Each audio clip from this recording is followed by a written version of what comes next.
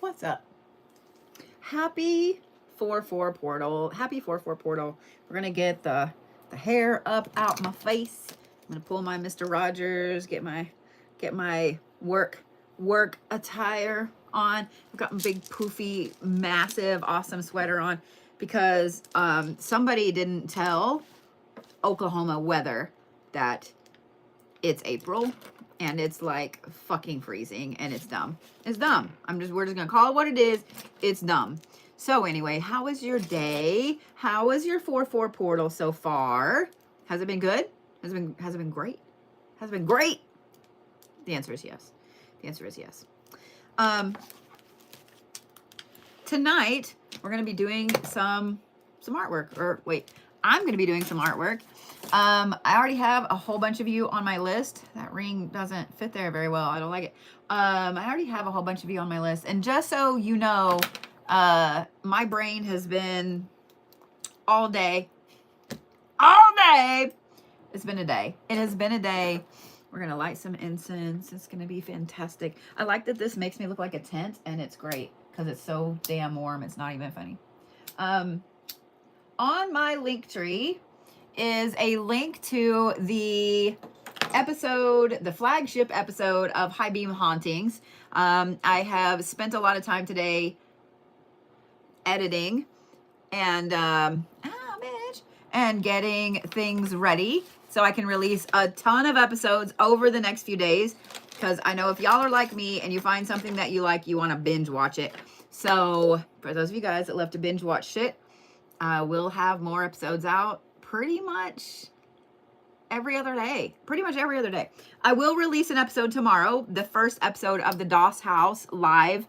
I'm not gonna lie, I was sitting there watching as I'm editing and so on. Dude, that shit is funny. No one told me how ridiculous Sass and I are when we're together, and I don't know what I think about it. Because it's thank you, Smiles, and thank you, Paige. It's I'm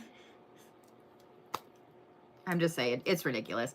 It is 100% ridiculous. I do feel like we need some music though. So we're going to actually I'm going to get on my YouTube. I guess I was signed out. I feel like we need noise. It's like too quiet. You know what I mean? It's too quiet. Let's see here.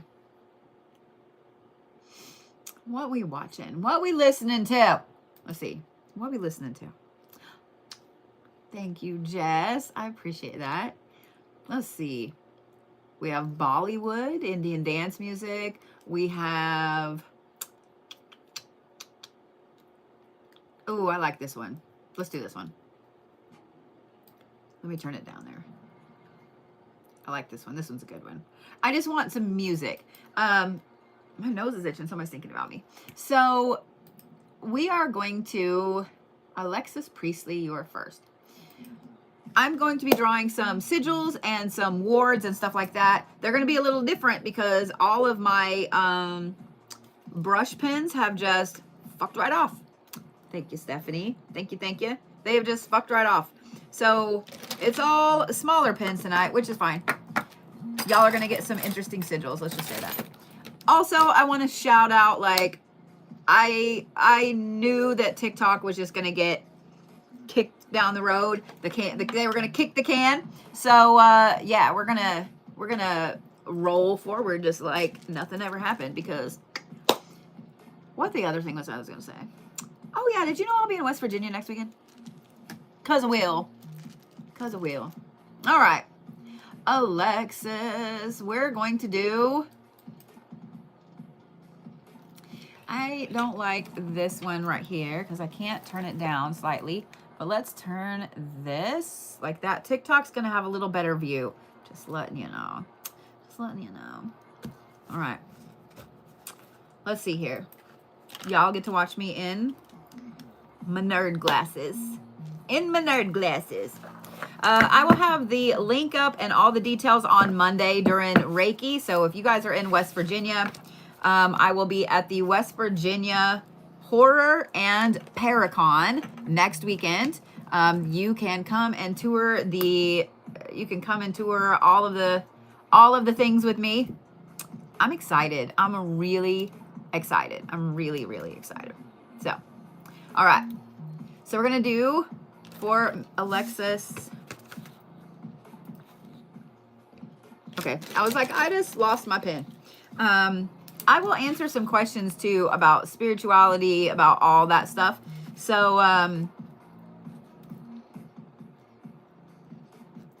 when I look up, I will see what I can answer.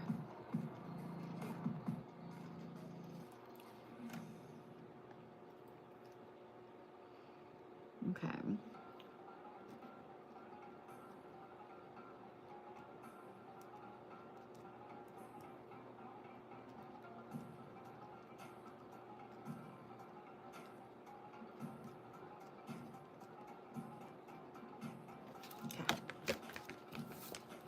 Let that dry so it doesn't smudge and smell.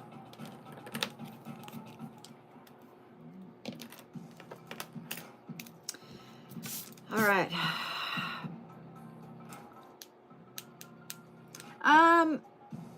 Yes, you can still do your manifestations tomorrow, but they're not going to be as powerful as today. I'm just saying.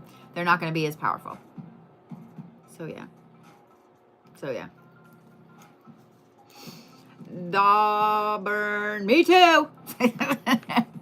I will say that I don't know if it was from freezing, if it was from clenching my jaw so much or whatever. I do actually have a tooth that I have to have taken care of. And I will, I have to wait till I get back. So I just have to deal with it. So, all right, let's take care of Allexis.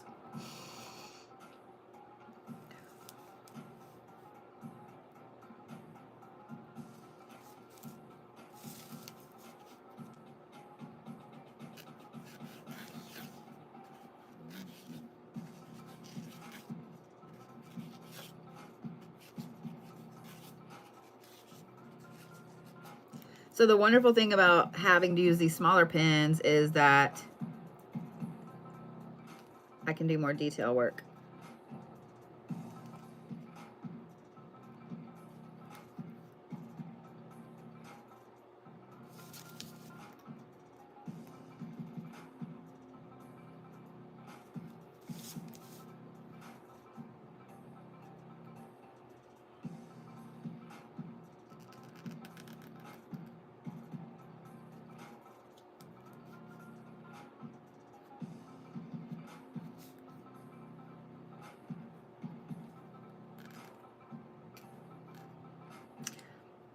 So Sass and I have been filming hardcore, especially with the new show coming out.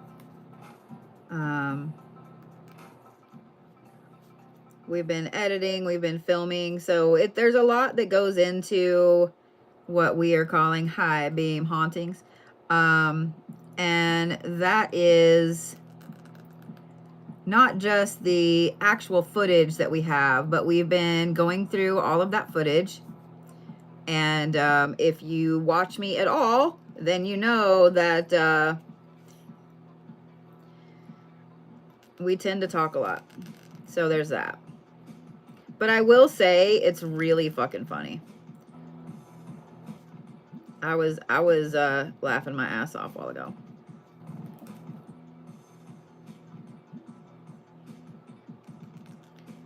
The second episode will be out tomorrow, and it is featuring the Doss House. So on this season, we'll have several episodes of us going through the Doss House. We'll have Hell House. We'll have several other, we're going to go back through some older footage, and I'm really excited about that because it's footage that we have not gone through.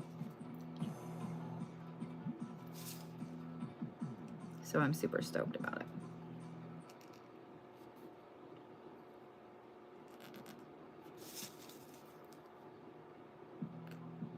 So if you guys are new to watching me, you'll get to see some amazing new shit. That's old shit, but new shit.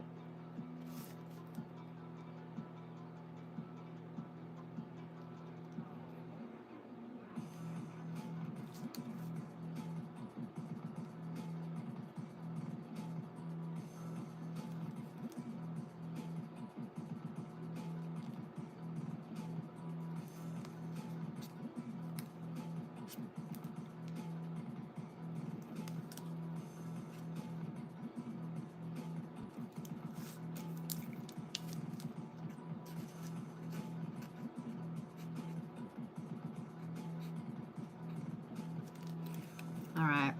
Alexis, here's your first one. Well, this is your Bodhi sigil, and we'll be doing your Solomonic sigil next.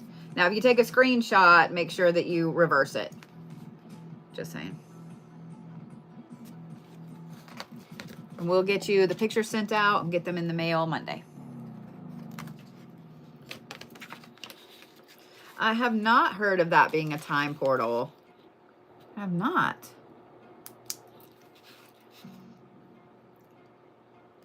Oh, really, Connie? Okay. Hurricane. Is it just like something for your teeth? I need to quit being a chicken shit and just go get implants. I really need to quit being a chicken shit. I can't, I don't know.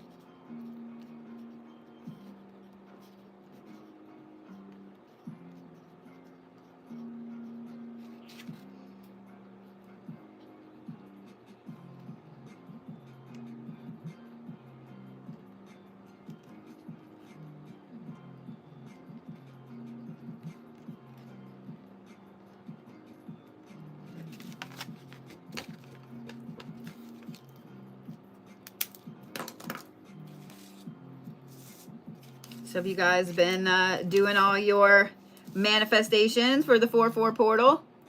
Been getting all your shit ready?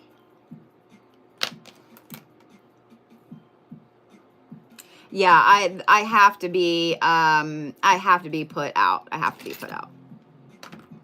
Yeah, I can't do it. I can't do it. Yeah, I can't do it. So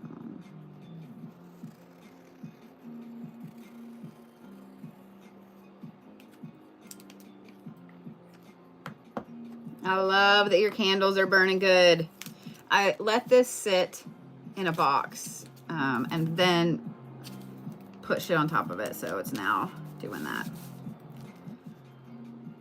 Let's see, I think we're gonna do this one.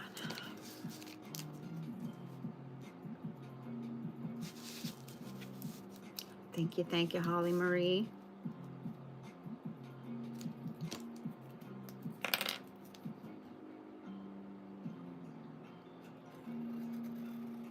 Because you asked for this for growth, I'm gonna do it a specific way. We're gonna turn the fan on though, because I'm gonna die. Yeah, it's hot.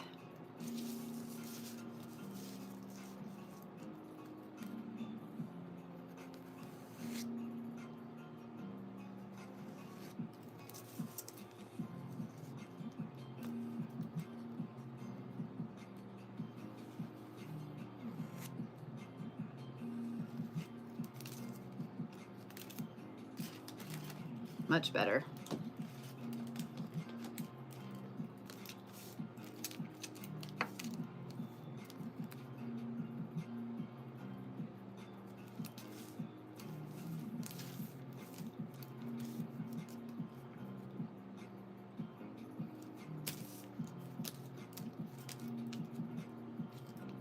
No, that's too big.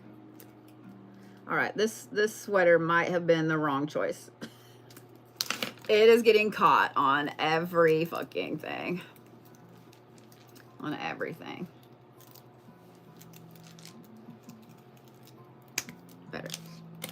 Better.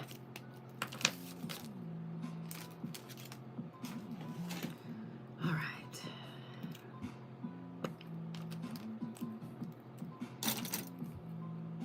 This one. Let's brush.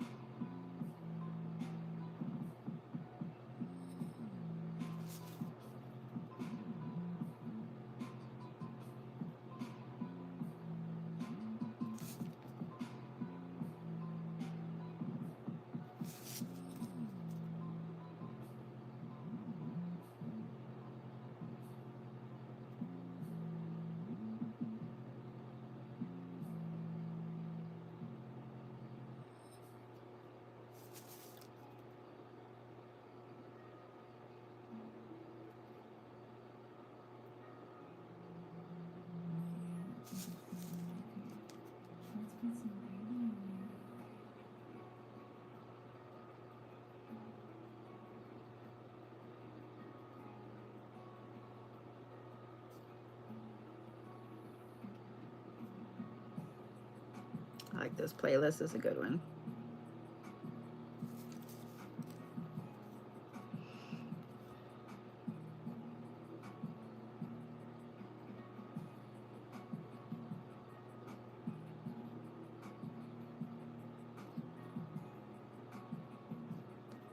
No, it's kind of boring to watch me just do this, but hopefully it's relaxing to some of you guys.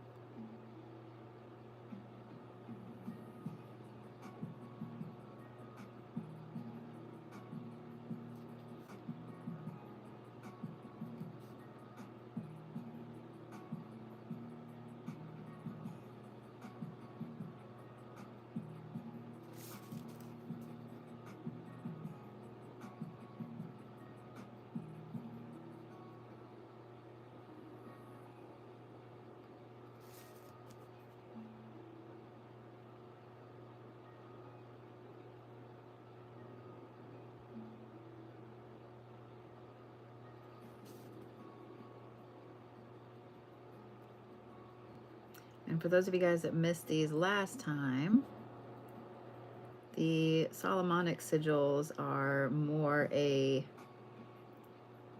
circular, very structured sigil than my normal organic artwork is.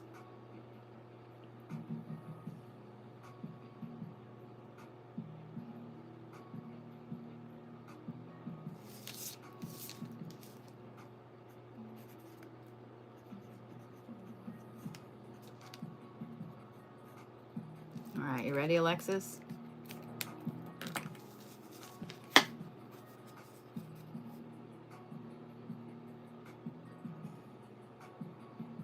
There you go.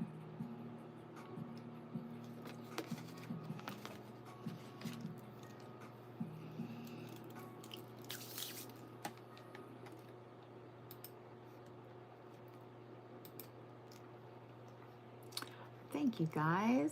I hope that Alexis likes it. Felicia Roberts is next. Oh, you're getting this as a tattoo. I've been, I don't like that. It has some stuff pushed into it.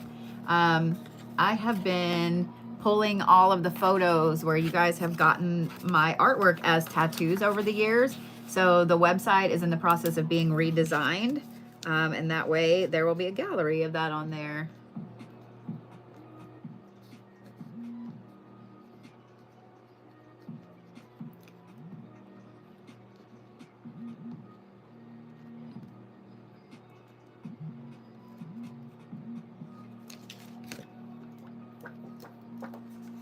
It means a lot to me that you guys would have anything I do tattooed on you. So I want to make sure to honor that. It's not the one I wanted. The first one is the one I wanted.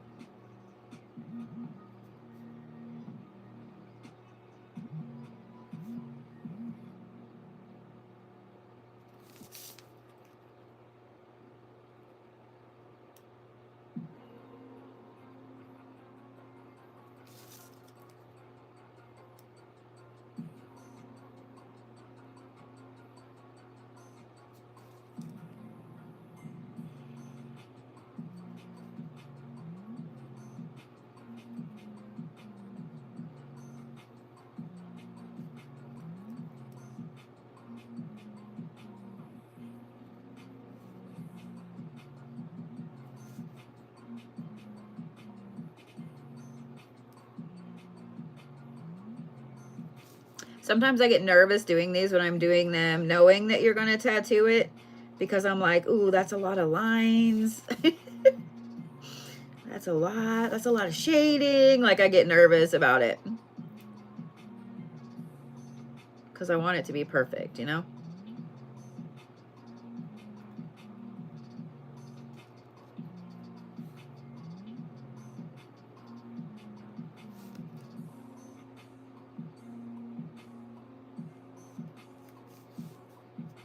Oh, I like this one a lot, though.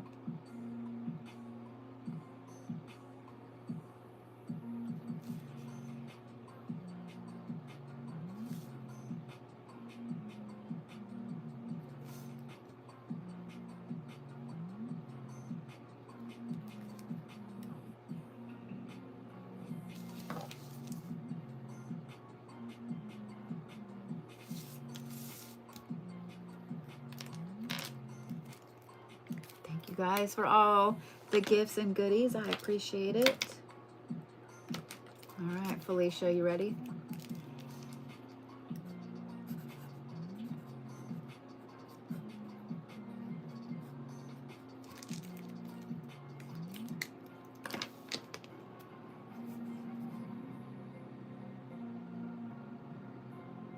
I tried not to get too out with it because I don't know where you were putting it, but that way it looks good both ways. So like if you were putting it here, it would wrap around a little bit. If you're putting it on your back, you can do it however you want. So you are so welcome. I'm glad that you like it. You're so welcome.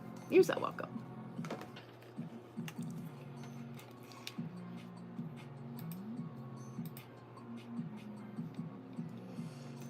Oh, Miss Lynn. What's up, Lynn?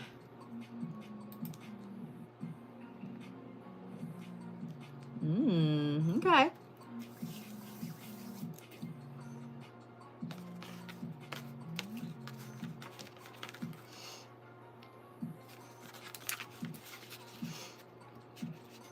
I'm so sorry that you're unhappy this evening. Just sit and hang out with us.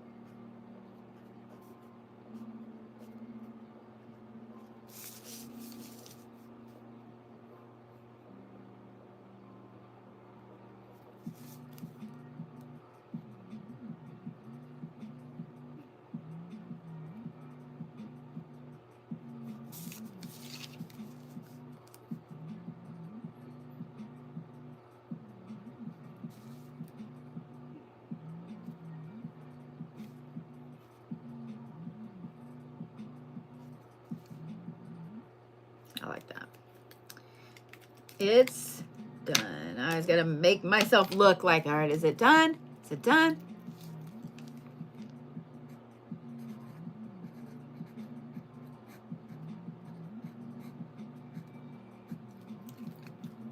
Ready, Lynn? I really like this one, I'm not gonna lie.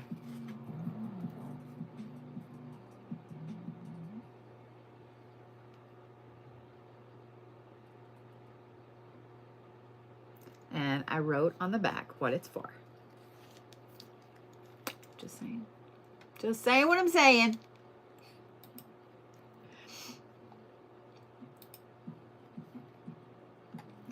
Jacob is next. What am I doing for you?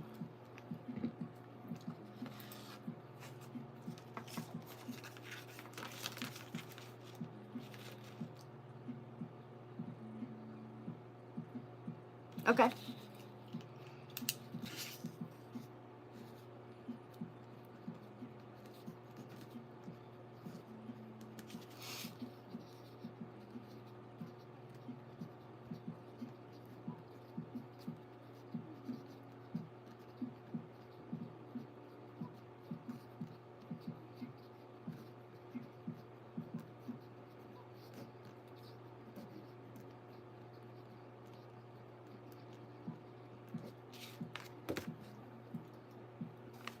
Yeah, Oklahoma has lost its mind. Oklahoma has lost its fucking mind. And I meant to get a hot cup of tea or a cup of coffee. Coffee is probably not a good thing for me this evening, but you know.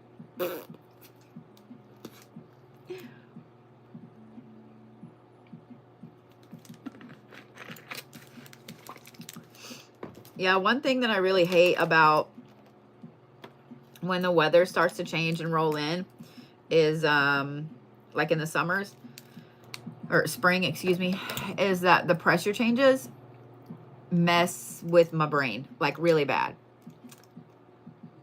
Thank you, Lynn. It messes with my brain really bad. So after I got off my live last night, I did some stuff and I went to bed, right? Like I got everything around, got everything locked up, went to bed. I'll be damned if my fucking ass didn't lay there till 4 o'clock. I was pissed. Just mad. Just mad. But we're not going to put that into Jacob's. That would not be nice. Let's see.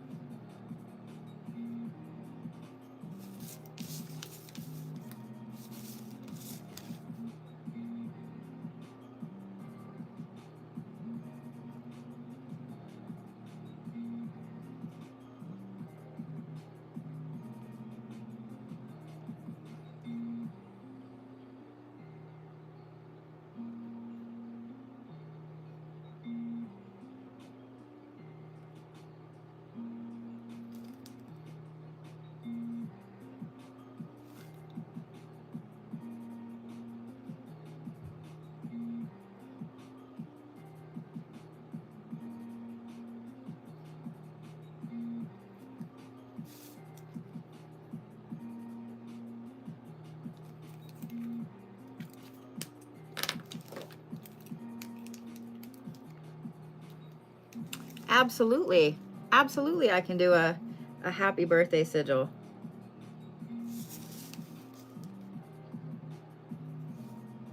Like if it's just for well wishes and blessings for someone's birthday, absolutely.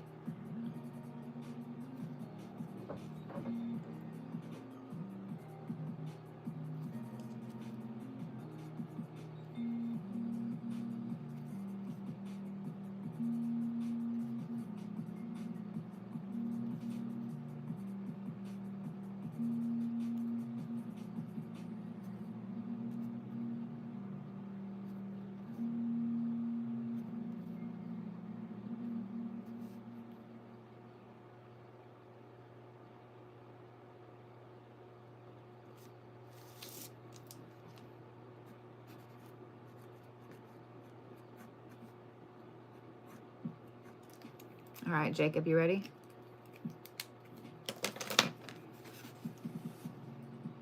I'm going to put it up close so you can see that there's green in it as well.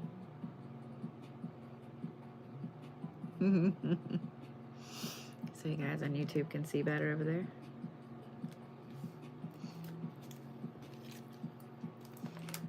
So before I do the next one, let's do this for a minute, want to? Want to talk for a minute?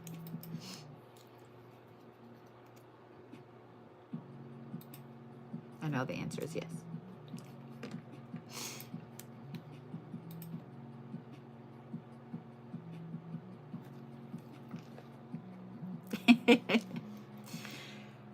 So one of the things that I realized today, Sass and I, we spent a lot of time on the phone, like getting stuff ready for this, the rollout of this.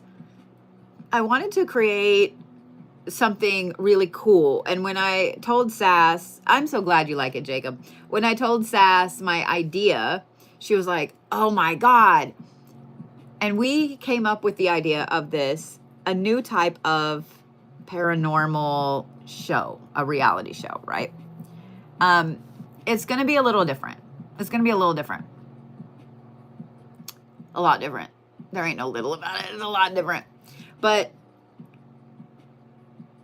one of the things, and I point this out in the introductory one, is that what you guys don't see, there's a lot of behind the scenes things that you don't see in a TV show that are like super polished and professionally edited and so on and so forth. First of all, just so you know, this is not professionally edited. In fact, the vast majority of why am I doing this? I don't know. The vast majority of our episodes, they're pretty unfiltered. I'm not going to lie. They're pretty unfiltered.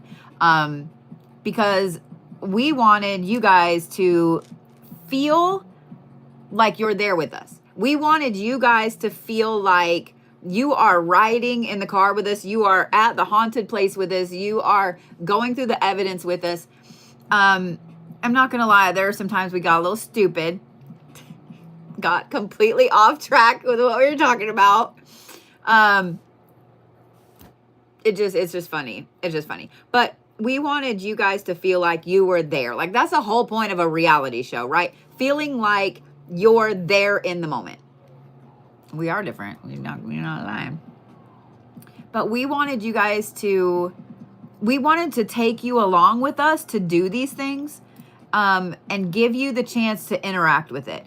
So there are going to be a lot of opportunities upcoming, such as next Friday night on the 11th. Tickets will be up on Monday, just for an interactive live stream of West Virginia State Penitentiary.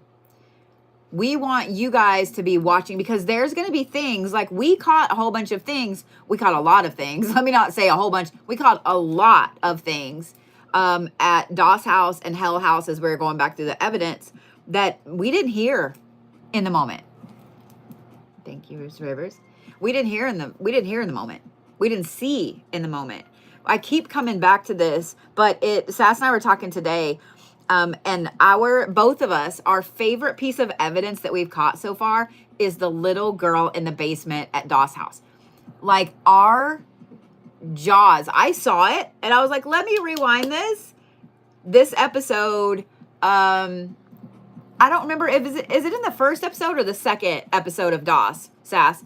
either way, that episode will be out this weekend. So you guys can see the little girl in the basement. When we were going through it, I saw it and I was like, let me rewind this. I want to know if you see what I just saw. And her whole face was like, and it's so funny, the reaction when you see that you've caught something like that.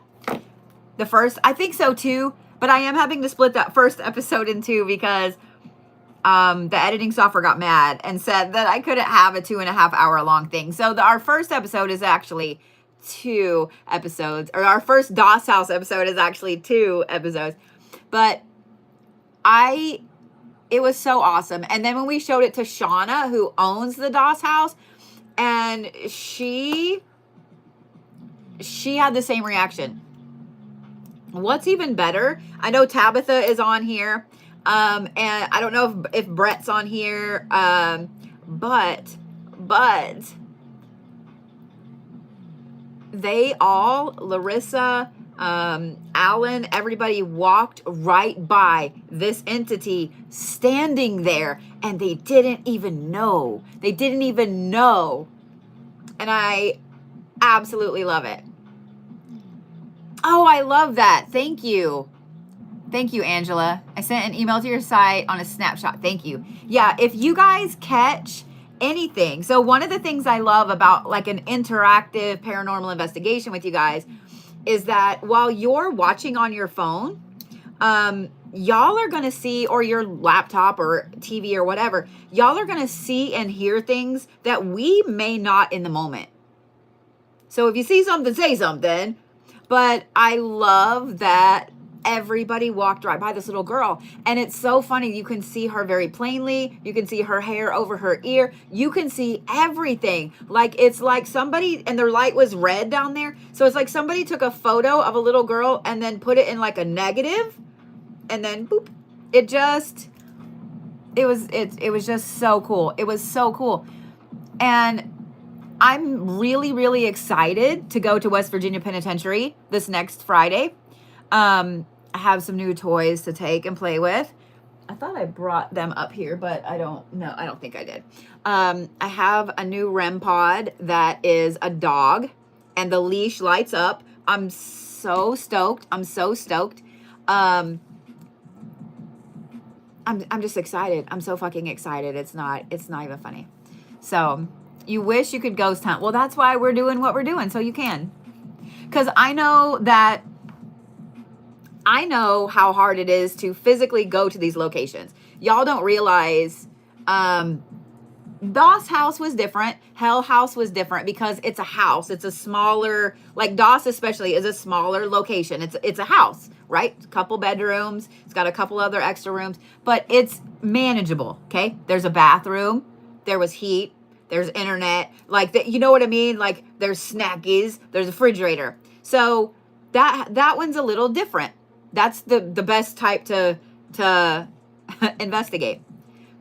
But you still have all the equipment, all the plug-in, making sure everything's ready, lugging everything in, packing everything up, lugging everything out, lugging everything upstairs, downstairs, in between stairs, whatever. You have all of this extra shit. It's so hard work. It is so hard work. It's so much hard work. It's so much. And that's just for a small location. So when you talk about going to an asylum, a penitentiary, a hospital, a hotel, it's so much. It's so much. It's so big. When you guys see a location on film, whether it's social media, TV, movie, whatever, when you see the location, you don't really get an idea for how big or small that location is. So I don't know why my ear's itchy. Probably because my hair's in it. So we're going to try really hard to give you an idea of how big the penitentiary is. There are 12 buildings. 12 buildings. So, 12 buildings. When we go back to the DOS House in June, we have 4 different locations in 1 week that we're going to be doing these live from. So, the DOS House, we get to do a private in there on Friday on the summer solstice. I'm so excited. We get to go across the street and we get to do an investigation in the cemetery and the crypt. I'm so excited. Like, I'm so excited. I'm just fucking stoked. Like, I'm fucking stoked. I'm like, let's go. What you guys don't realize, though, part of the reason why we're doing this the way we're doing it is because I know that a lot of you guys can't just get in your car and drive across the country. I know that you can't just get in the car and take off for a week to go do shit like that. Like, I get it, right? I get it. Been there. I'm just lucky in that I busted my ass on social media. And so now, for some reason, people think I'm cool and they want me to go to places. Get invited to places. But I also know that there are physical limitations. I mean, there's sometimes I got to tap out. Like, I got to tap out. I've seen big, huge dudes that are super in shape have to tap out. Like, I can't. I'm exhausted, or they get hurt or whatever. And so I know that some of you guys that may have like mobility issues, you're not going to be able to go walk up and down stairs in the dark with metal and shit sticking out everywhere. Like, I get it. So that's why we want to make sure that we get to take you guys with us so you can experience some of these places. I'm really excited about that. Like, I'm really passionate about that because, and it's not just paranormal stuff, it's spiritual stuff too, because I was lucky in that I grew up with parents that were weird. I mean, at 8, 9 years old, I remember driving across areas up in the top of the Rocky Mountains and coming across ghost towns that there were no tire tracks or footprints in. There's no telling how long it had been since somebody was up there. I mean, I grew up doing stuff like that. I grew up going to haunted hotels. My first haunted hotel I ever went to was the fucking Stanley. I mean, it's hard to top that. So I want you guys to be a part of that. And I want you to have the experiences. I'm really excited about it. Like, I'm really fucking excited about it. I'm really excited about it. So yeah. Scarly just reminded me over there. Tomorrow on the 5th, Scarly and I will be dual teaching a 5-hour class. There will be breaks, so don't be like, what? 5-hour class on saints and demons. Scarly has a wonderfully rich background in saints, in the Catholic Church, in her practice, and girl knows her shit. Let's just say that. Girl knows her shit. So she's going to go through and do all of those. I did, Miss Norma. I sent you a thank you back. I don't know if it's gone through or not. Thank you. That when Sass was like, I'd like a redwood. So yeah. But I'm excited about this class because I'm excited to learn about some of the saint aspects. And I hope you guys are excited to learn about some of the demon aspects. I'm really stoked. I'm really, really fucking stoked about it. There's one more. Oh, thank you, Norma. We do have a list up on my Linktree. If you guys would like to donate to any of the equipment for the adventures. It's also really expensive to do paranormal stuff. It really is. Like, you can do stuff on a budget. You really can, with cat balls and stuff like that. But some of the more sensitive equipment is really expensive. It's really expensive. If you guys would like to sign up for the class, all you got to do is click my profile link, whether it's on YouTube or TikTok, on my Linktree. So there's a link on there on my profile. Words are not my friend right now. And it's right there at the top. It's right there at the top. Yeah, it's right there at the top. So, yeah. All right, let's do Valerie's, and then we'll talk some more. I gotta take this ring off. It's just like moving all around. Then we'll talk some more.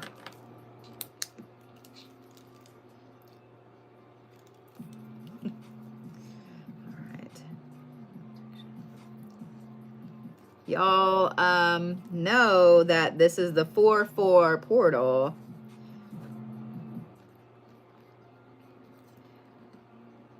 Even if you're like, oh shit, I didn't get all my stuff ready, that's fine. That's fine. Don't stress about it. You still have several hours, no matter where it will. I don't know. I guess if you're across the pond, you don't, but you still have time to just sit. And the easiest thing you can do to manifest on the 4-4 portal today, because it's technically like 4-4-9, right? Because 2025 equals 9.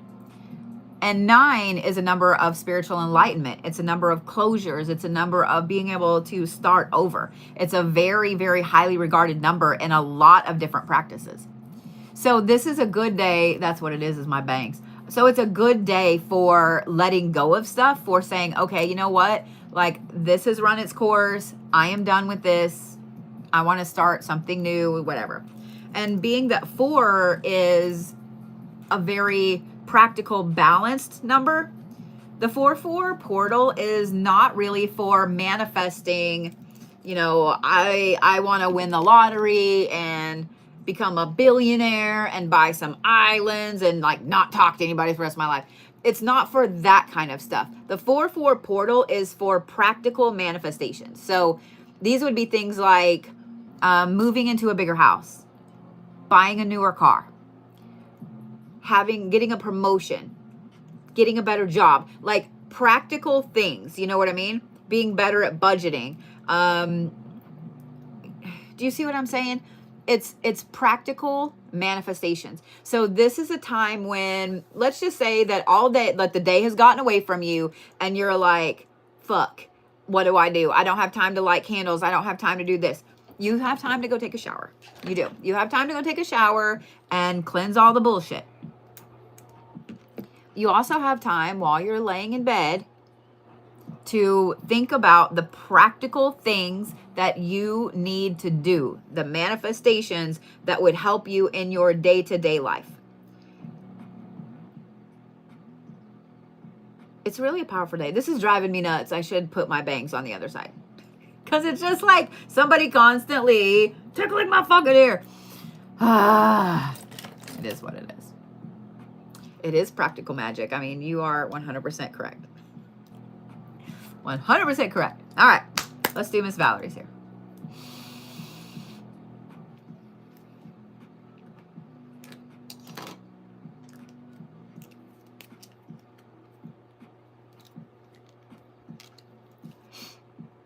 If you didn't get the link with your ticket, we'll send it out about an hour before for the class tomorrow. I realized that some of the first ones did not get the link in their ticket. It is now. So if you guys enroll now, you'll get the link, but we'll send it out to everybody about an hour before. Please, let me say this. The class will be open about 10 minutes before 1 p.m. Central Time. 10 minutes before class starts. If you are coming to the class, please make sure that when you log into Zoom, it is the same name as what's on your ticket, or we ain't gonna let you in. We ain't gonna let you in. So if you sign up under Samantha Hates Chris, then you need to be in Zoom as Samantha Hates Chris. If you signed up as JoJo the Dog Face Boy, then you need to be in Zoom as JoJo the Dog Face Boy. I'm just saying. My grandpa used to say that to us when we'd be pouting. He'd say, "You look like JoJo the Dog Face Boy." Like, I don't know why. My grandpa was awesome. So yeah, I'm not making fun of anyone. I wouldn't get upset. It was something my grandpa said to us to tease us when we were pouting. He also said things like bullcorn instead of bullshit. And I see, said the blind man when he opened his face.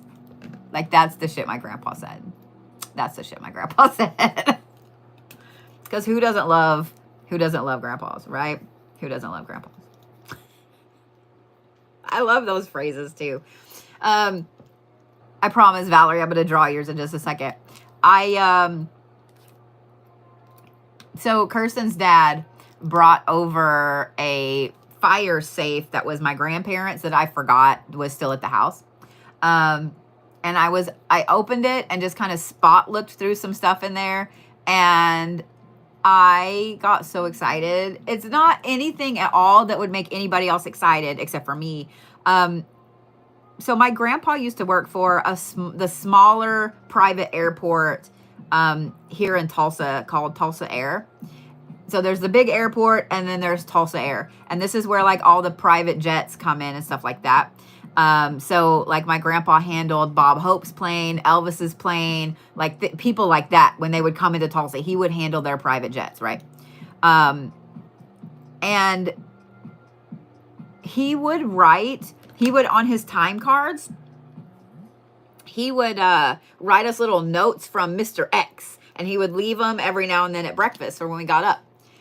So when I opened this safe, I'm sure I looked in it in 2009 when my grandpa passed away. But you know, at the time, you know, when you're upset, you don't really pay attention to those things as much. So today I opened it and looked in there. First of all, his VA paperwork is in there. Like all kinds of really cool stuff is in there. And I'm like, what? But I all folded up. It's a stack of papers about this fucking thick. I kid you not. But it's folded up. And I was like, what is this? Every single pay stub he ever got from Tulsa Air is in there.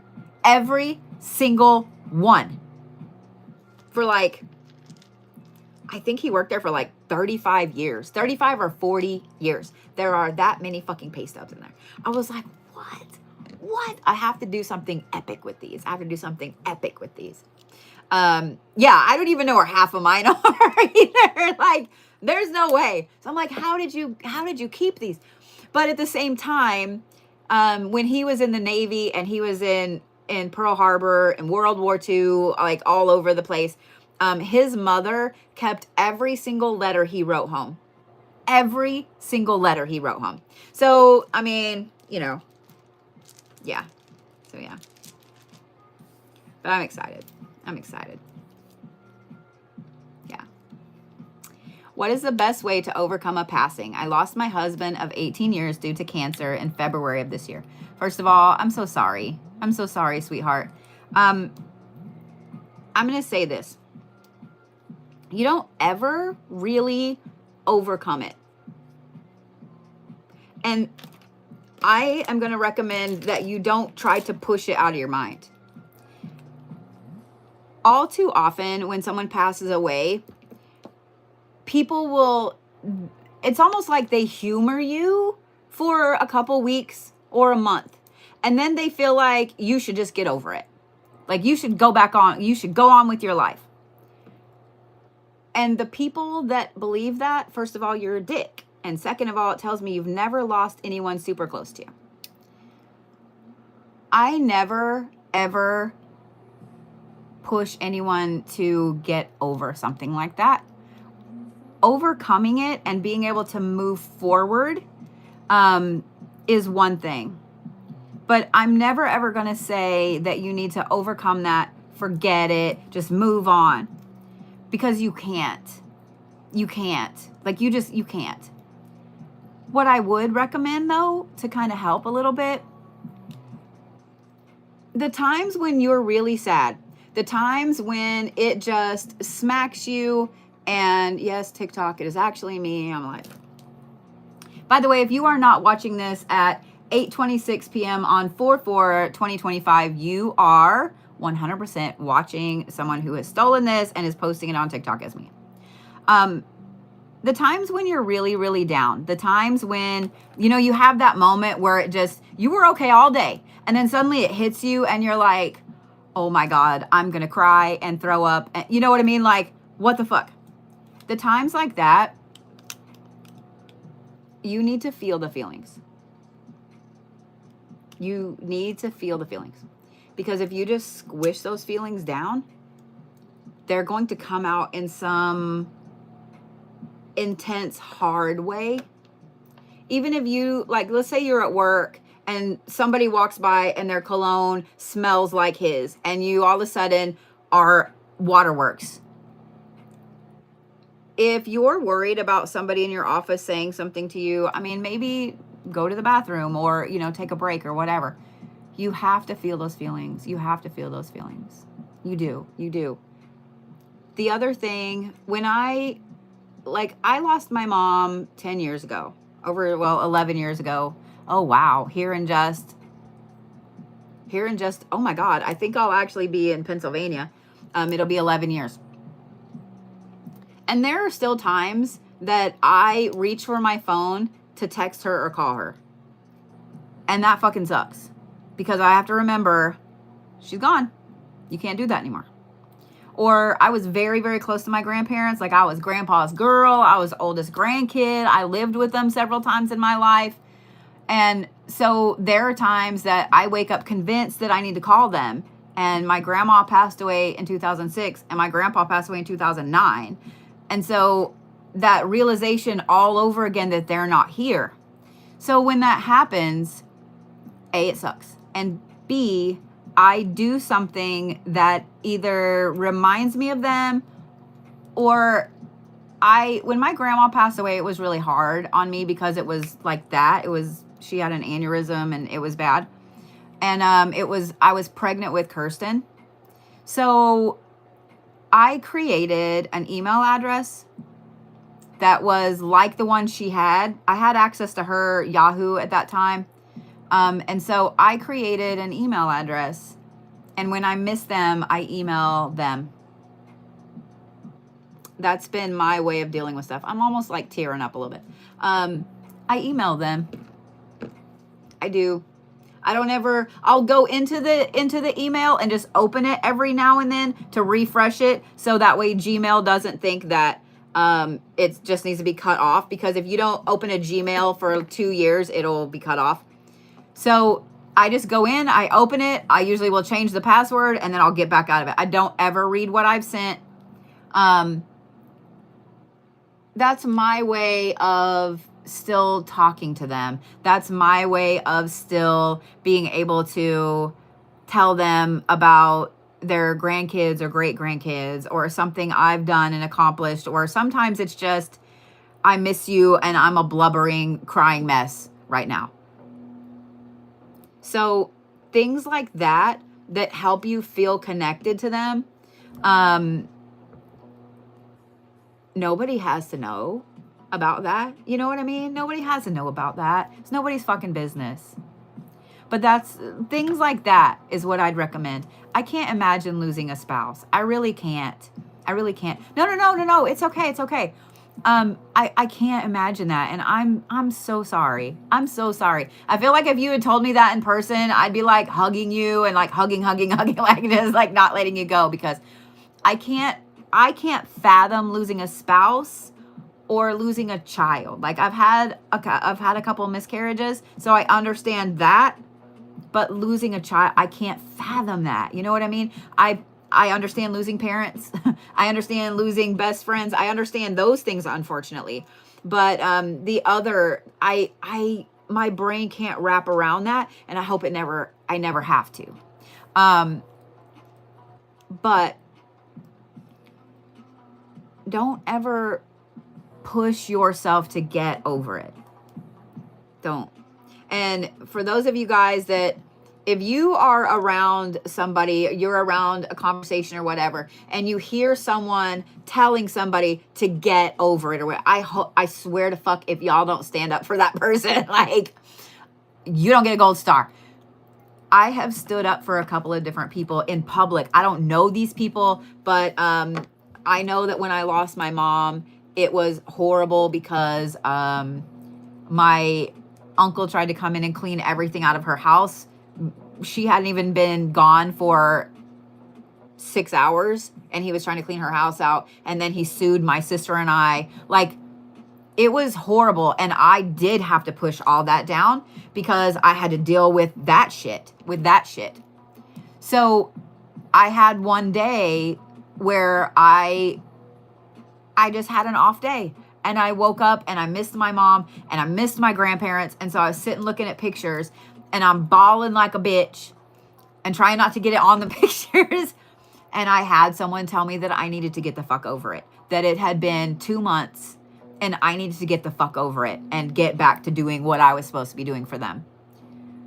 And that moment right there hurt so bad that if I ever catch someone saying, get over it, I will throw your whole ass in a fucking jar in the swamp or in the desert or in somewhere.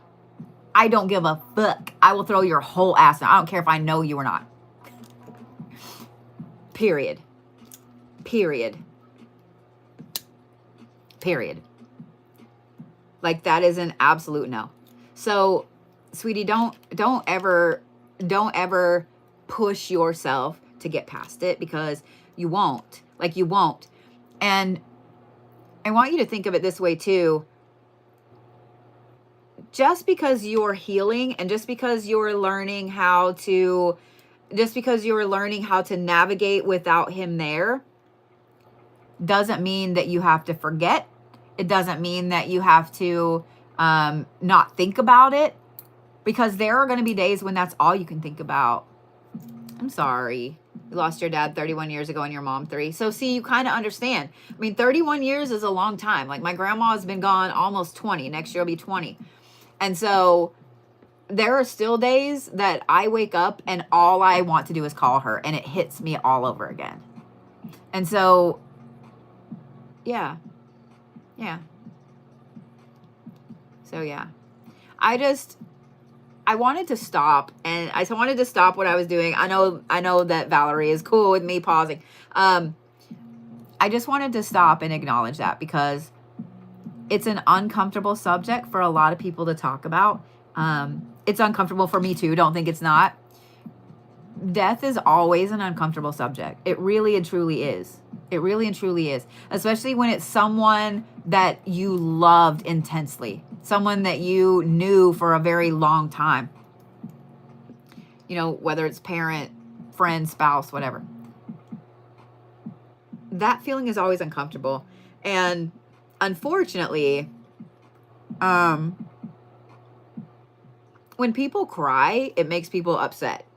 You know what I mean? When people cry, it makes people sad, and then they get uncomfortable because they don't know what to say to you.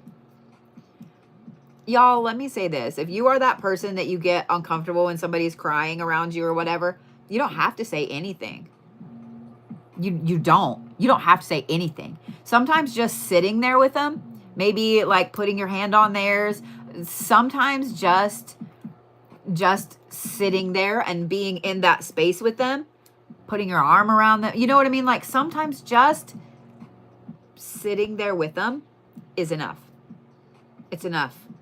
Because they just needed to feel that feeling and have that sadness and help. You know what I mean? They just needed to process. So, yeah. So, yeah. Being there, not walking away is sometimes the only thing that they need. That's from my experience only. Let me say that. I will say this, though, and some of you guys have heard me talk about near-death experiences and so on.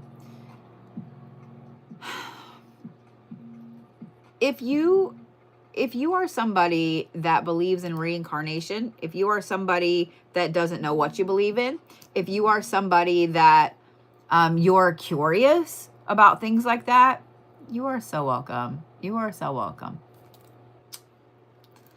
Seriously, you're welcome, honey.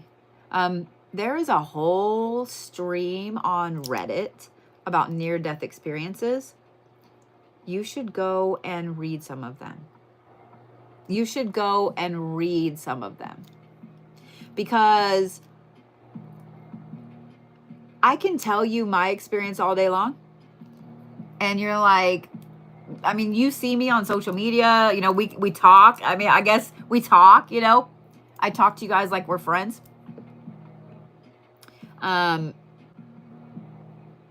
experience is interesting because near-death experiences are usually cataloged into, like, I think now there's 7 different experiences. But they all have a very common theme in them. to be honest, I think this is why I love the paranormal aspect so much, is because I have died twice. Like, I've literally been dead, flatlined. And I remember every bit, and it's so crazy. So I'm just saying, go and look at those. Go and look at those. I talk about near-death experiences a lot because I work with a lot of people all over the world that have terminal illnesses, chronic illnesses. They get diagnosed with something very serious like stage 4 cancer. People that have just lost someone, like things like that. And I hate how mainstream society treats things like that. You cannot convince me, just from my own personal experience, you cannot convince me that reincarnation is not a thing. You also cannot convince me that there is not life after death. You can't convince me. You can't. Just because of what I personally experienced. You can't. So I would highly recommend going and looking at some of those. I'm just saying. Just going and looking at some of those. So yeah. And for those of you guys that are, do I have my story somewhere? Yes, on YouTube, on the Blue Bodhi YouTube channel. There are 2 videos. One says Dying at 19 Part 1, and one says Dying at 19 Part 2. There is a show on Netflix called Surviving Death. That one is really good too. It's really, really good too. It's really good too. Yeah, it's really, really good too. One thing that I will say, I'm going to move you guys slightly over there on YouTube. The thing that you're the most afraid of when you pass away is leaving behind your people, your animals, you know what I mean? Is leaving behind those things. Because let me tell you this, some people are like, well, I'm afraid it's going to hurt or whatever. I'm going to let you know right now, in the moment, you don't feel shit. You don't feel shit. In fact, you feel great. And you don't realize how long you felt like shit until suddenly you don't. You feel great. And, you can call it a chemical release in the brain, or I don't give a shit. You don't feel it. You don't feel it. I had bacterial and viral meningitis.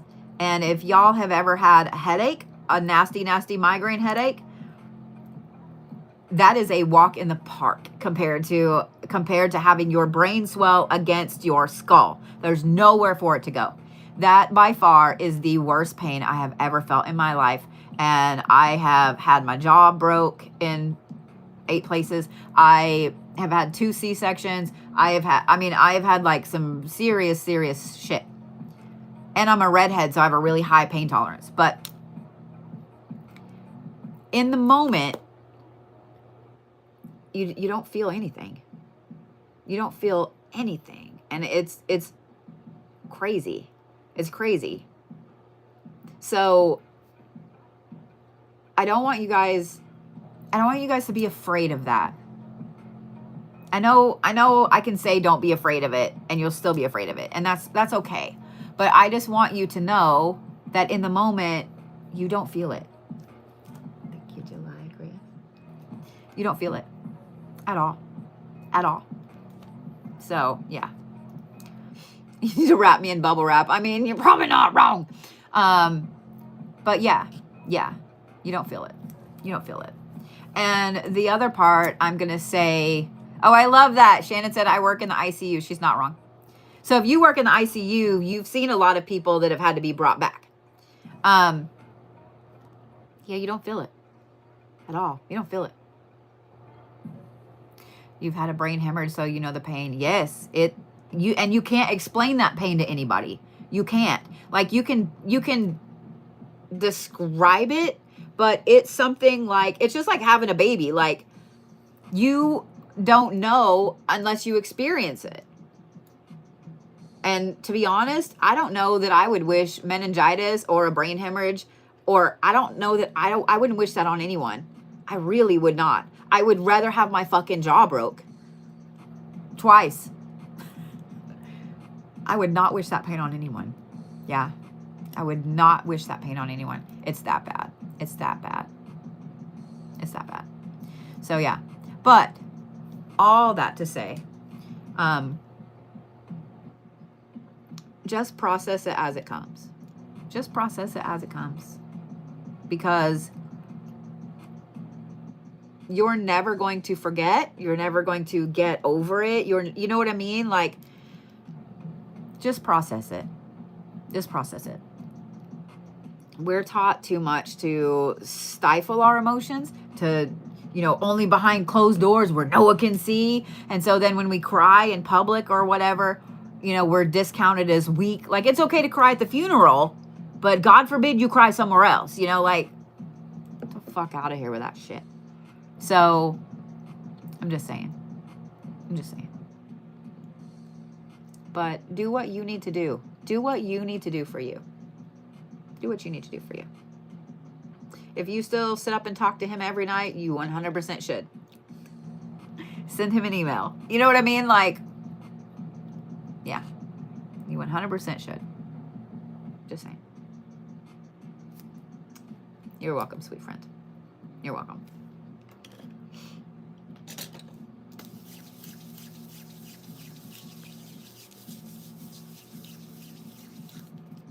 All right. Let me do Valerie's. All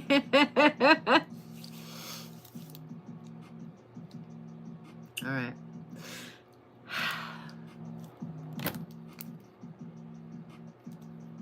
It's funny. I'm going to say this one more thing and then I'll do Valerie's.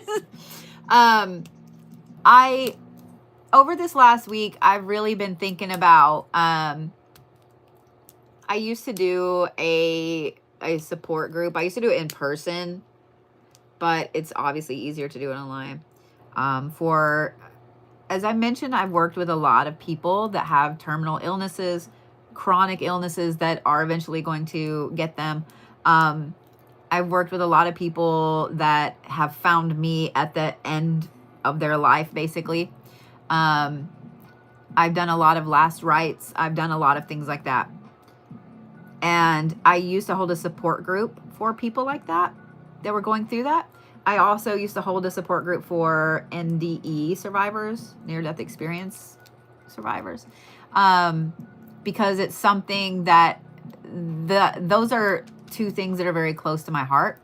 And I've really been thinking about doing that again. I've been seeing a need for it.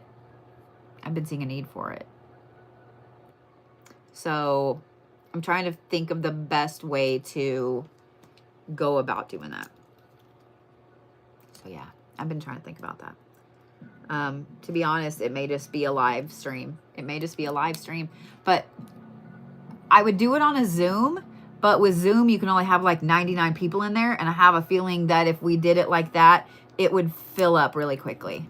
And so it may just be something that I need to do on a live stream like this. So yeah.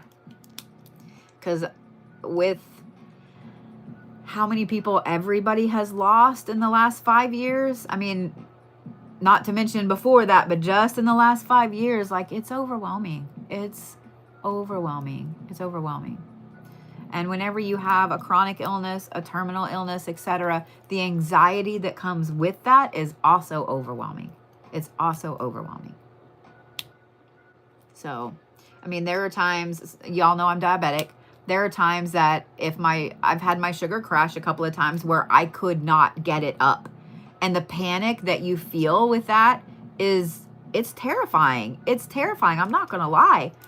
To know that you're eating a Snickers, you're drinking a pop, you know what I mean? Like, you're doing all of this shit and your sugar is still in the 50s and you're nowhere close to a hospital. Like, it's fucking, I can't explain to you how that anxiety, I can't. And there are times that your sugar shoots come straight up for no reason. And you don't know why. Like, either I've had people give me the wrong drink. So I've gotten to where if I get a drink somewhere, it's usually water. But if I say I want unsweet tea, I'll take a little tiny sip. Because at least if they give me sweet tea, it's only a little tiny sip, you know. But when I've had somebody give me, the first time that I had somebody give me, I used to drink a lot of Diet Pop, and I asked for a Diet Dr. Pepper, and they gave me a full-on Dr. Pepper, right? So I was really thirsty, and when I got it, I was in a drive-thru, and I was like sucking it down. I was like, God, this is good. They have the best Diet Dr. Pepper ever. And then I was like, oh no. I was like, this is good. Oh no. And it was just a small one, and I had already drank almost half of it because I was really, really thirsty. It was really fucking hot. And my sugar shot up to almost 400. And I panicked. Because if I take medicine to crash it, I already know that my body's going to process that sugar and it's going to crash. So if I take medicine to bring it down, then it's really going to crash. And then I'm going to be on a yo-yo. That anxiety, I cannot explain to you. So here's Kim, I'm going to use you as an example. Kim said, I'm on oxygen now. I totally get it. So when you see that something is low, that a hose is blocked, that your thing is off, you panic. That anxiety. And it's just, yeah, I get it. I totally get it. So, yeah, I think that we'll just start doing that as a live stream, because I think that you guys need it just as much as everybody else does. Scarly understands the oxygen. And I hate that any of us has to worry about that. I do. I hate it. So my anxiety with the diabetes and with epilepsy makes it to where my son makes fun of me, but he understands. I travel with so much shit. Like I have almost a full Walgreens in my suitcase every time, because there's certain medicines that I can't take. Like I can't take Sudafed because it'll fuck my sugar up. There's a lot of stuff I can't take. So I need to take the shit with me that I might maybe possibly need if I get sick while I'm on the road.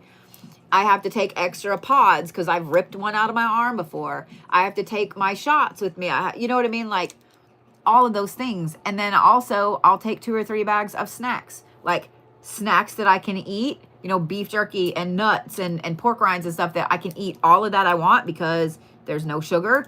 And then I have to take sugar snacks too in case my sugar crashes. And it's fucking stupid. But that's my anxiety trauma response, if that makes sense. So I take a thing of bottled water with me. I take 2 or 3 things of like my favorite tea with me, like things that I know I can drink. And it's just crazy. It's crazy. So yeah. And because I have epilepsy, I do have my card here in Oklahoma, but it doesn't mean it works in other states. But I always have like edibles and stuff with me. I just do. Because I know when I wake up in the morning, if it's going to be that kind of day. And I usually don't go anywhere. But if I'm traveling already and I wake up and I see it's going to storm, it's going to be that kind of day, somebody else has to drive and I'm going to eat an edible. So yeah. You always have to have EpiPens with you. Yeah. And anaphylactic shock is no joke. That is one of the most scary fucking things. I thankfully, knock on wood, have never had it, but Kirsten's dad did, and we barely got him to the hospital. And that's terrifying. I carried 2 EpiPens in my purse at all times when we were married. I carry a glucose pen in my purse now. Like, it's fucking stupid. And I just think that with everything going on, everybody is so worried about all this other stuff that we don't talk about those things. We don't talk about losing someone. We don't talk about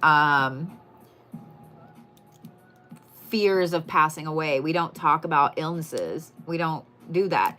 And a lot of people can't get out to go to a support group, if there are even any in-person ones anymore that aren't at a church or at a hospital. So I think that it's totally needed again. So we'll get that. I'll get that scheduled. We'll start that next week. So yeah. Because I love you guys. I appreciate you guys. And I know that there were a lot of times I didn't have support from the people that were close to me that loved me or were supposed to have loved me that I really, really needed during that moment. And so if I can provide that for you guys, I don't ever want anybody to feel that way. You know what I mean? I don't ever want somebody to be told, I know you just lost your spouse, but you know, it's been 2 months, get over it. You know, like I don't ever want somebody to feel that way. I don't ever want somebody to feel like, here's something as Sass is listening, and I know this is something I thought my best friend was going to legitimately pull this man's lips off of his face and stomp on them. Like I've never, like her whole face. I was dating somebody and we were traveling and my sugar crashed. And I thought that I had something with me and I didn't. And so I kind of panicked. But we were out in the middle of a city. We were in Vegas. And I was like, I have to find sugar now. Like there are corner stores everywhere. There are vendors everywhere. Like I need sugar now. And his response was, you'll be fine. Just walk it off.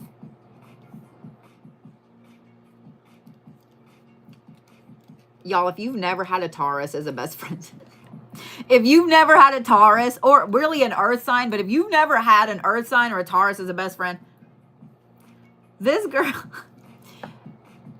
I kind of stopped in my tracks. This girl grabbed me and we went the other way and left him to keep walking.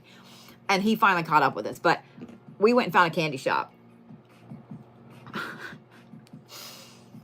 I legitimately thought I was going to have to figure out bail money for my best friend. I'm not lying. I am not lying. I am not lying. That is the opposite of what you should do. Yeah. But people that don't understand diabetes and people that are just selfish dicks, I have had that said to me so many times. And I guarantee you that some of you guys that are diabetic or that you have chronic illnesses, you need to be on oxygen, or you have epilepsy, or like you're very allergic to something and you're like, oh God, where's my EpiPen? I guarantee you every single one of you have had somebody say, it'll be okay, get over it, or some shit like that.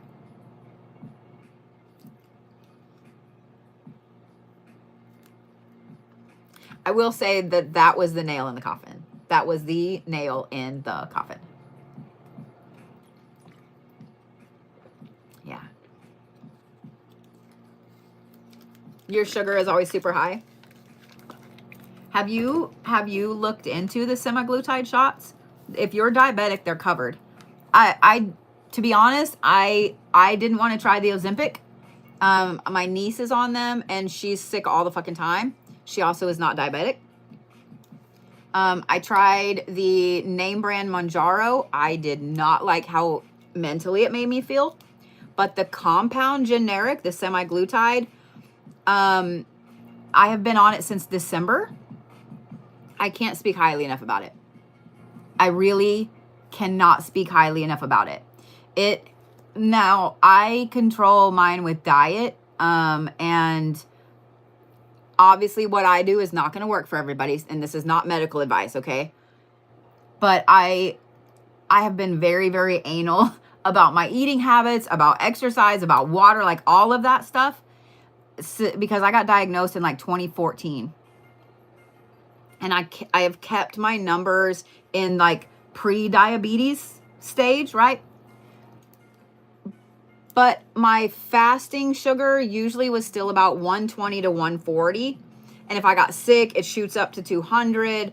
And because I wasn't on anything, it was like this all the time. So I had to be really careful. And I'm overly sensitive to medicine. So I also have to be careful. Like I can just look at a glipizide and my sugar's like, oh. However, the semaglutide, the compound one, my sugars stay between 85 and 100. I mean, like, I have been so impressed. I feel so much better. I can think clearer. They're fantastic. Like the compound semaglutide if you're diabetic, I personally would recommend talking to your doctor about it. I really would. I really would. And if you lose a little bit off your butt, I mean, are you really going to be upset? My ex-husband was making fun of me. He's like, oh, you're just on it to lose weight. Bitch, no, I'd like to like not lose my feet. I would like to stay around a little bit longer. I don't want to live forever, but I'd like to stay around a little bit longer. You know? I've been very pleasantly surprised with how amazing the semaglutide, no, not Ozempic. Ask about the generic, the semaglutide, the compound. I did not like the name brand Mounjaro. I caught myself 6 episodes in on the couch, like not giving a fuck about anything. And if you have ever met me, I have a problem sitting still. Like while I'm sitting here, y'all notice I'm fidgeting with stuff. You don't see my feet fidgeting with shit. I have a problem sitting still. And so when I was 6 episodes in on a show that I couldn't even have told you what I just watched, I was like, oh no. Because I caught myself thinking, like, why does it even matter?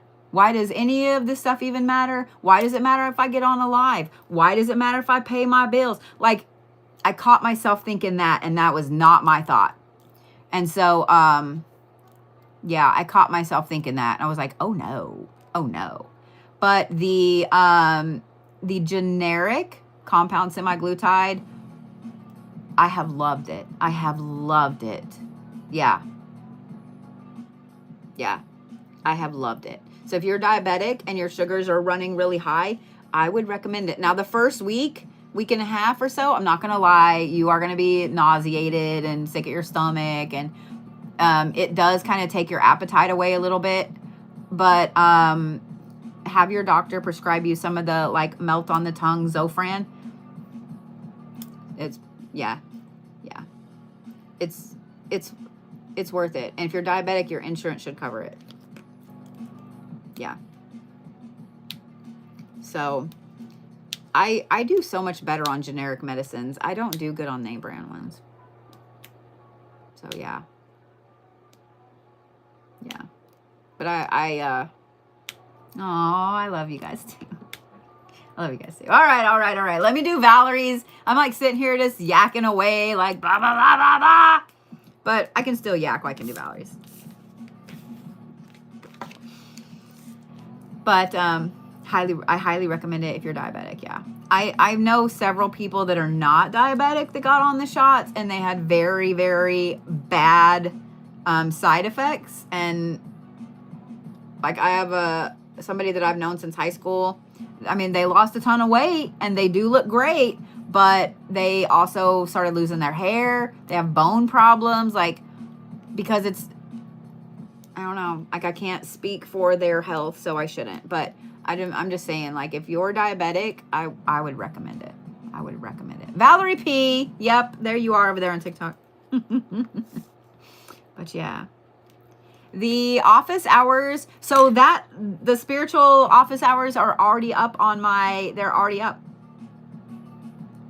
Yeah. So just, if you guys are not getting notifications that I'm live, go through. I've got them up on YouTube. I've got them up on TikTok. I think you can, I don't know if you can register on YouTube. I know on TikTok you can. So yeah. So yeah. Yeah, it does sound like they might have been on it for too long, yeah. But like I said, like I can't speak for anybody else's health stuff, you know, so. All right. Let me do Twitches.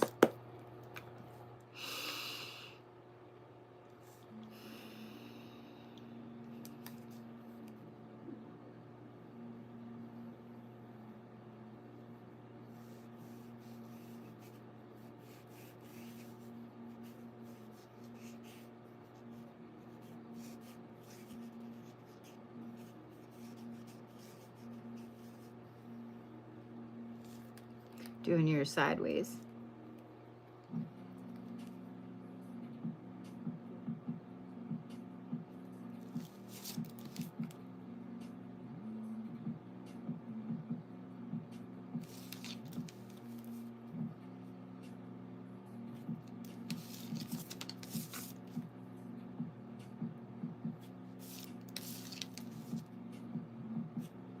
Yeah.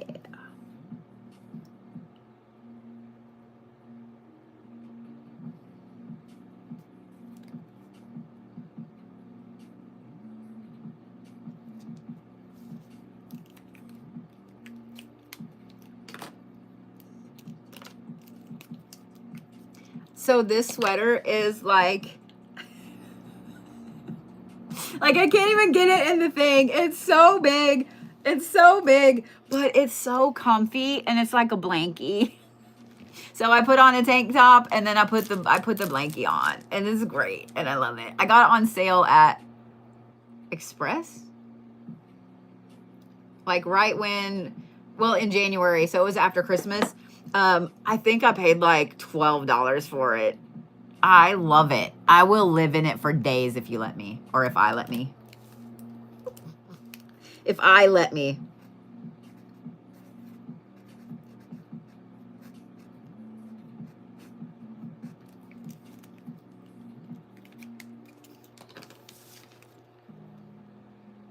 Since you're over there, let me show you over here.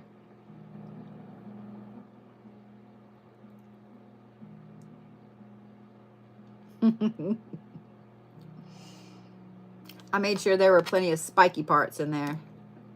I'm just saying. I've been smiling so much my cheeks hurt. It's been a good day. It's been a good day. It's been a good day. You are so welcome. How are you, by the way? Miss Keisha. Ooh, a Solomonic one. Thank you. Thank you for that.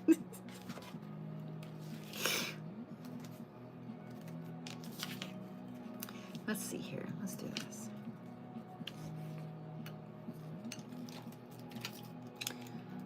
I gotta put this back on. And we are funny, I'm not gonna lie. Like, part of me wants to play the episode I'm editing now because I was like just listening to it as I was editing. I'm not gonna lie, I was over here dying. It's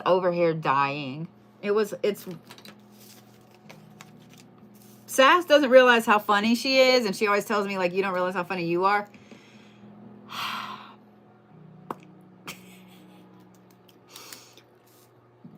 Yeah.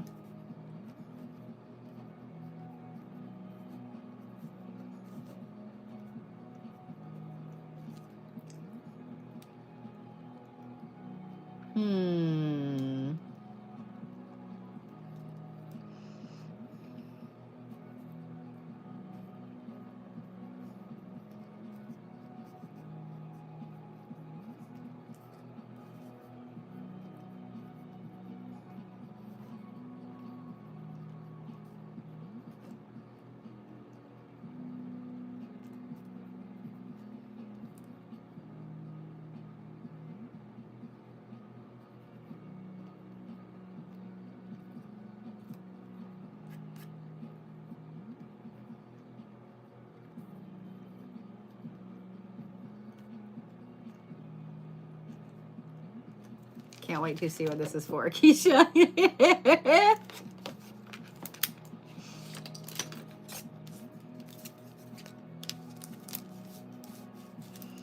All right. Let's see here.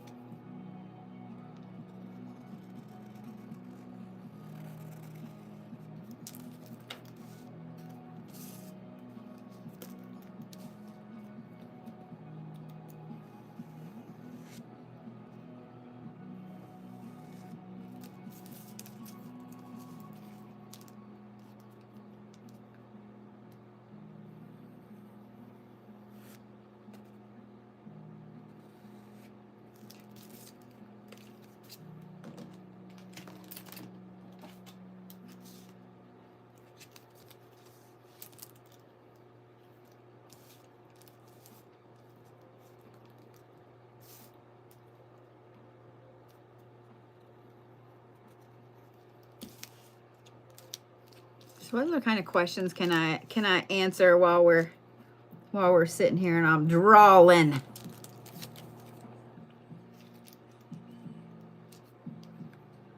Thank you guys for all the likes and the comments and the love. I appreciate it more than y'all know. I'm so glad that I'm glad that I trusted my gut on I know TikTok's not going anywhere. Yeah. Other than the candle, what's the best way to manifest today? Find something that you're ready to let go of. Find something that you're ready to let go of. Like, and here's how I want you to look at it. If you're telling the universe that you want something, but you know that your bucket is already filled, you have to let something go out of the bucket for something else to come in. You know what I mean? So, yeah. Oh, I'm so sorry, Deb. I'm so sorry.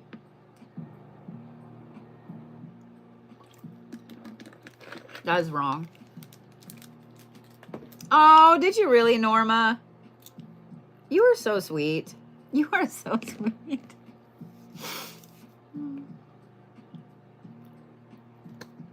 I love you right back, Moonstar.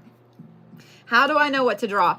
I have studied different Solomonic sigils, magic, etc. for a long time. Oh, the ones with the cool handles that were on there? Obviously, they're really bougie, so I cannot confirm or deny that those were my favorites. Just let me let you know, if something is crazy colors, over the top, solid glitter, it's probably mine.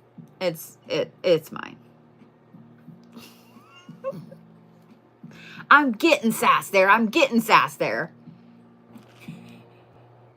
I'm getting her there.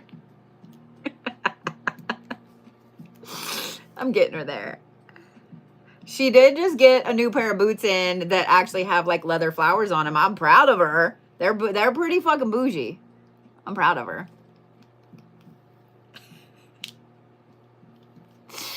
I'm just saying. I need to get some more of, hold please. There's my Ars Vircanis that I was looking for the other day. Yeah, I need to place another order for these. Oh, this isn't Whiskey and Cornflakes. This is Rolling Through Armageddon. But I need to get an order of these so I can take them with me. So when you publish a book, you get a proof. This one, apparently my kid has painted on. But, so it says like not for resale. So like, as you can see where the pages are dog-eared, this is where there were edits that had to be made. So yeah. But this is the first book. So during COVID, I wrote 4 poetry and prose books because I spent the lockdown working at home like everybody else, having a fire in the backyard every night in the fire pit, and doing a lot of green things. So yeah. But yeah, Rolling Through Armageddon is fantastic. And then Whiskey and Cornflakes is really good. So yeah, it's really good. Yeah. And then I go back and read some of them and I'm like, God damn, like it makes me wonder if my intuition didn't come through the writing. Like here, listen to this. You ready? Now keep in mind, I wrote this. I promise I'll get to these sigils. I wrote this in 2020 in March of 2020. Okay. This one's called Intuition. It's 4 lines. A nauseating reality violently appears, hastily shoving red flashes across my brain. Gut freezing realization tells me bluntly that we are not meant to keep each other.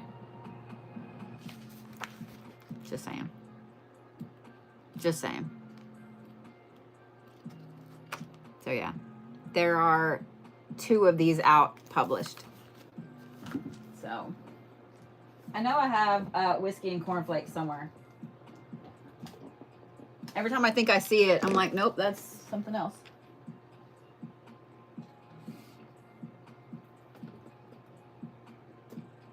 Hold on, hold please. Because now I'm like, I know I've got it somewhere. Here's one of my books. Huh, I don't see it. Maybe it's still packed up. But yeah, I need to get some. I will say that the vampire strain has a big error in it, and I haven't got to fix it yet. So yeah, the vampire strain. I started writing in 1996, and I published it in 2013, and it was the last book of mine that my mom got to read before she passed away. I promised her I'd write a sequel, and I haven't been able to. I just haven't been able to. You know. So yeah. All right, Keisha. Keisha. That's how your name shall be said from now on. I'm good, Phoenix. How are you?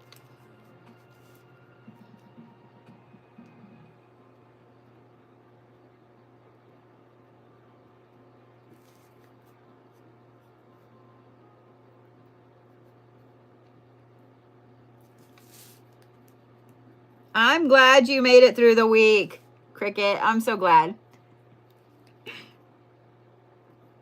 Yeah, I'm not going to lie. There are rarely times when I'm doing a reading that I'm like, I don't want to read these cards to you.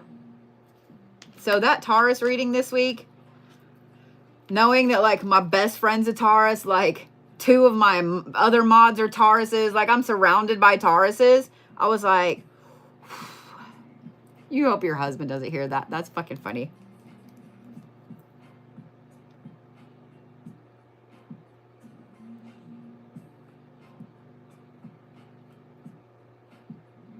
It's funny and not funny at the same time.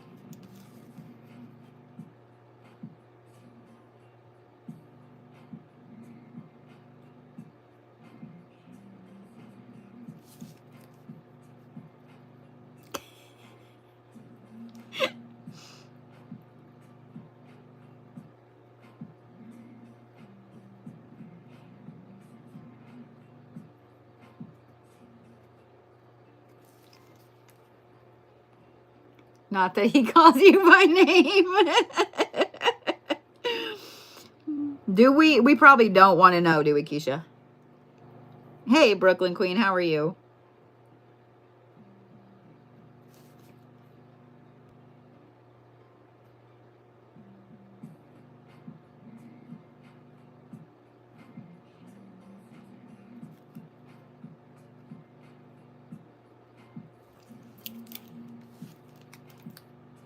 So we're going to pause for just a minute, Keisha. Because I be getting kind of shaky. And I know that that's fixing to go off and tell me that I need to put some food in my face. I can feel it. So guess what? We have chips and queso. Chips and queso. Because, of course we do.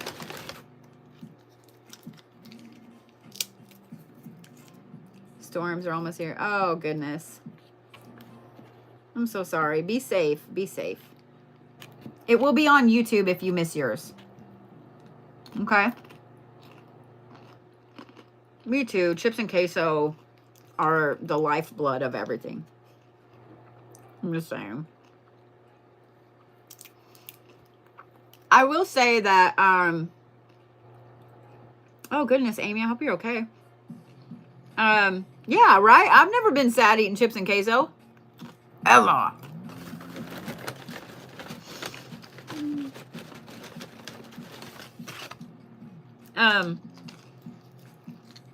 Maybe it's because I've lived in Oklahoma for forever.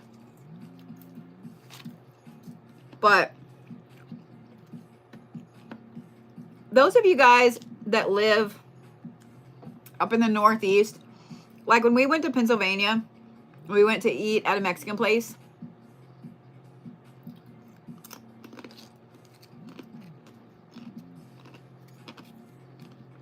Y'all, Y'all. Y'all. No.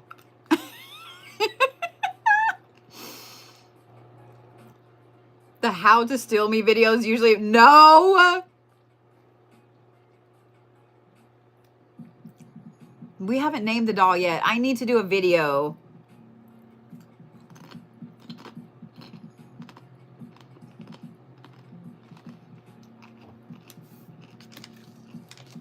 Tulsa has some phenomenal Mexican places.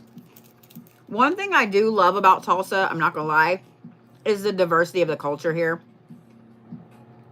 Tulsa is like the most liberal city in Oklahoma. We have a really, really vibrant Latin American culture here. And I don't mean just from Mexico. I mean, there's a very robust Venezuelan population here. Their food is fucking so good. Arepas are some of my favorite things. Oh my God, I love them. If y'all have never had an arepa, that is your homework. That is your homework. It's like the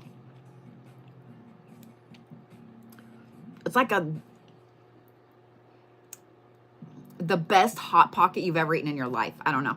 So it's cornmeal, and it's made into a dough and then fried, right? Not fried, but like just in a pan cooked with some butter. And then they're thick like this, and they're sliced down the middle, and then they're filled with magic. Like you can get them with meats and cheeses. You can get them like a taco. You can get a dessert one. They're fucking magic. Yeah. I have never been sad eating one of them. Ever. I had my first one in California in 2022. And it has been an obsession ever since. I actually have a friend here in Tulsa who's from Venezuela who taught me how to make them.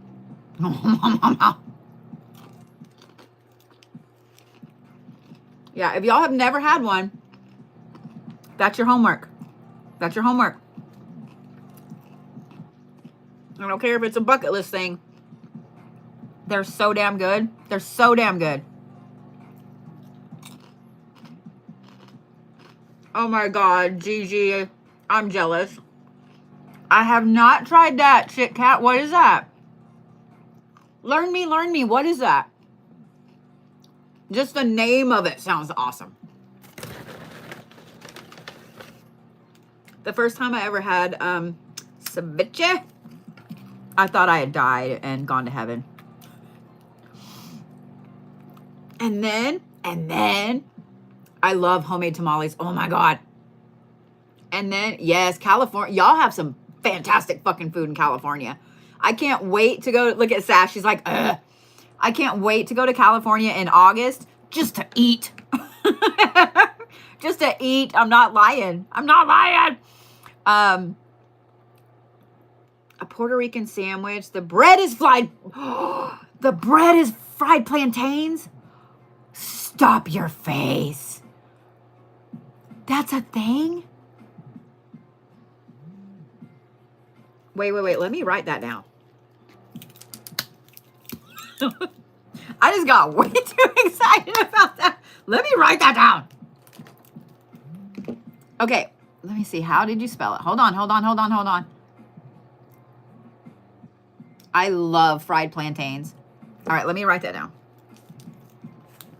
Keisha, when you see what I'm doing this for and you realize this energy is going into that, you're going to crack the fuck up. V-A-R-I-T-O. Multiple underlines. Oh my God. So some of you guys know that my daughter-in-law is from Ecuador. She taught me before they moved. She taught me how to make fried plantains the way her mom made them when she was a kid. This girl is going to make me move to fucking Ecuador just to eat.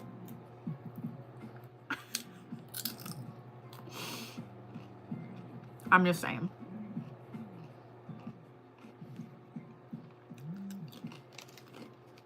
I'm just saying. I want to go to Ecuador. I want to go to like several places in Latin America just to eat. Just to eat. That's all I want to do. Don't fuck with me. Don't talk to me. I don't want to go shopping. I just want to eat. You just roll me back on the plane. It'd be great.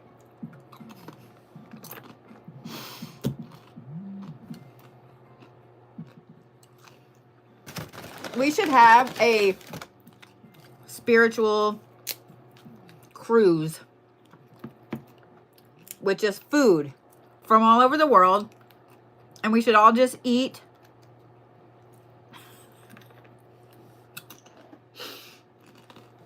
the same. I agree, Rowan. Good food brings so much joy in life. 100% agree. A food cruise, but like we'd still do some spiritual shit. I'm just saying.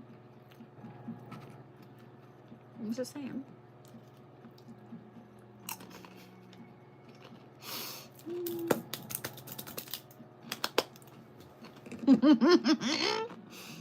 All right.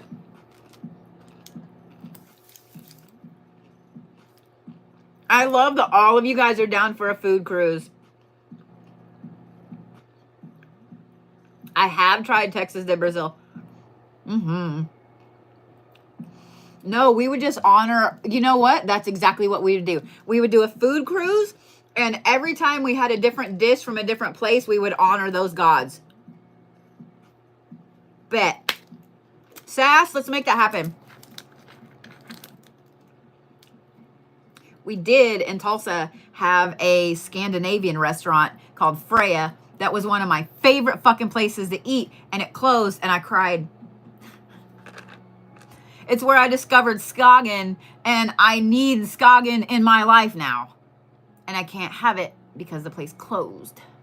So Skagen, now Sass can't eat Skagen because she's allergic to shellfish. But it's shrimp paste. That's what it translates to. But it's almost like really finely shredded shrimp and this magic shit that goes, I don't know. And it's on this like dark rye bread. And I'm not a caviar person, so please don't think that. In fact, I was always like, ugh. But this has golden caviar on top and then little fresh dill. Oh my God, I want it so bad now.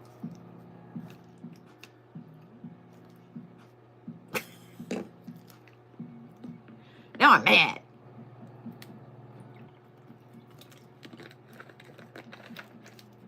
It's so good. So good.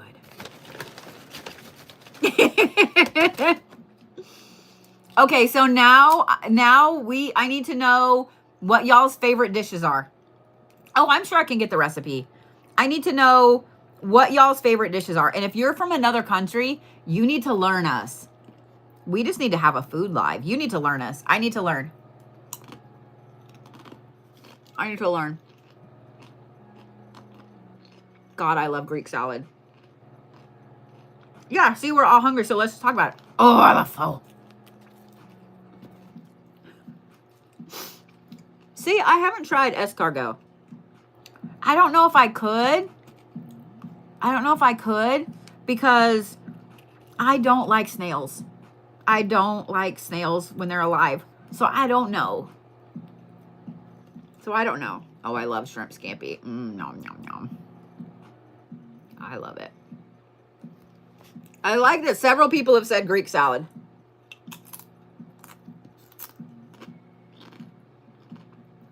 Oh my God. I'm eating and y'all are making me hungry.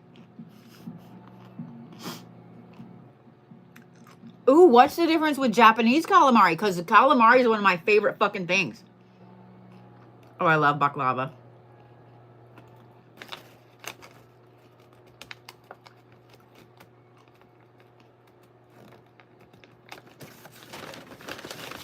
Oh, all of y'all.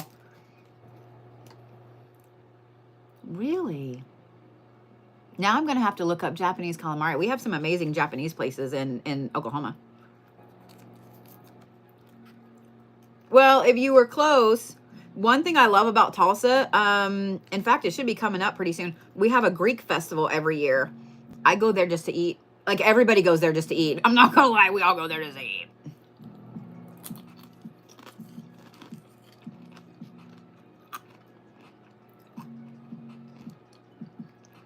I've never had tiramisu.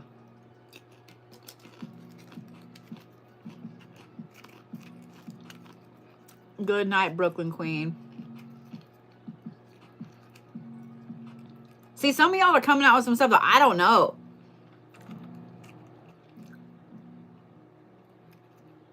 God, I love enchiladas. I do. Ooh, what is that? Wait. Pause. Pause. What was that? Berglind? What is that? I gotta screenshot it. Hold on.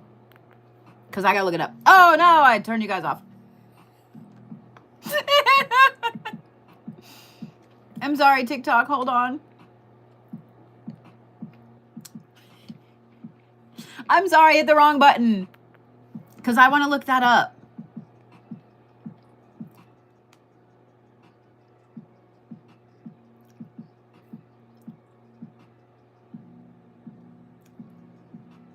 Berglind Maria, I need to know what that is. Just the name of it sounded great. An Icelandic meat soup. I'm down. Yeah, I froze with the happiest face you've ever seen.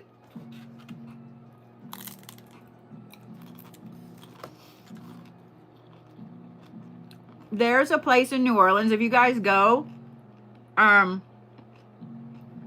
me chew my food. Hold on. There's a place in the French Quarter. It's toward Canal Street. I never can pronounce it right. Coutterie. They have the best blackened alligator that I've ever had in my life.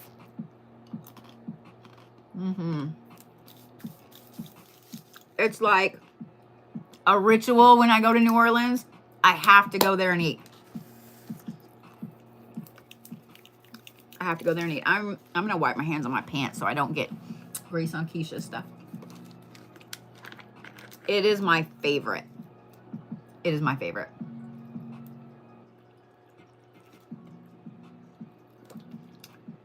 I've had blackened alligator at a lot of different places, throughout Louisiana and in New Orleans, but that particular place is my favorite. You took a cooking class in New Orleans. Okay, that sounds... So what was your favorite thing you made in cooking class?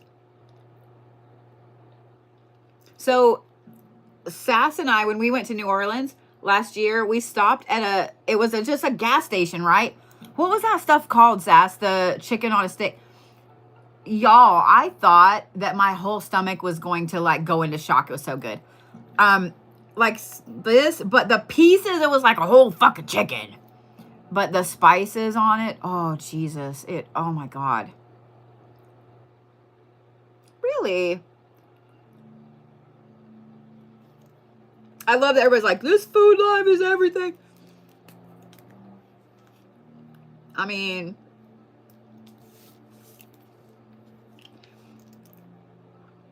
yeah, I think I need to go to New Orleans in May.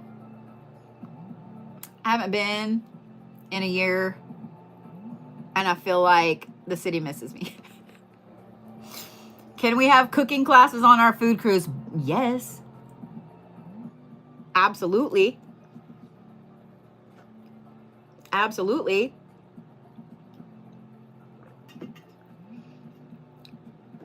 Like, I think that's a have to. Or maybe instead of a cruise, maybe we just need to have like a week-long celebration event at the new place. And I just need to have some people come in that we can do some feasts. What about that? That I'm all about. Coutterie.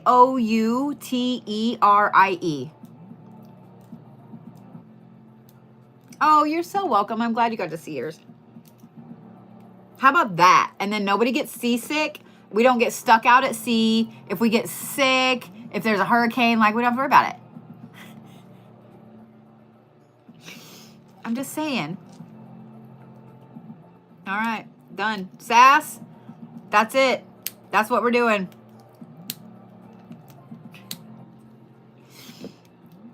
Oddities in New Orleans is in July. Where am I in July? California. I had to think. I was like, I know. No. That's August. Where am I in July? I'm somewhere weird in July. Where? I'll have to look.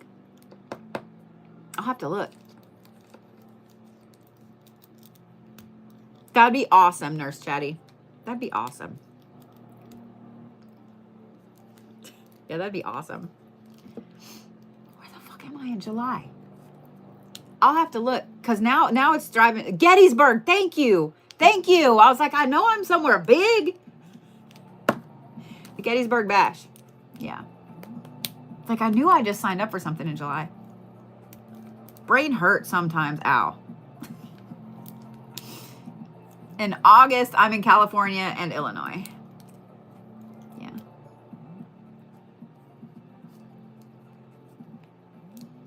Saz always dragging me. You like it. She's over there. You're always dragging me. You like it.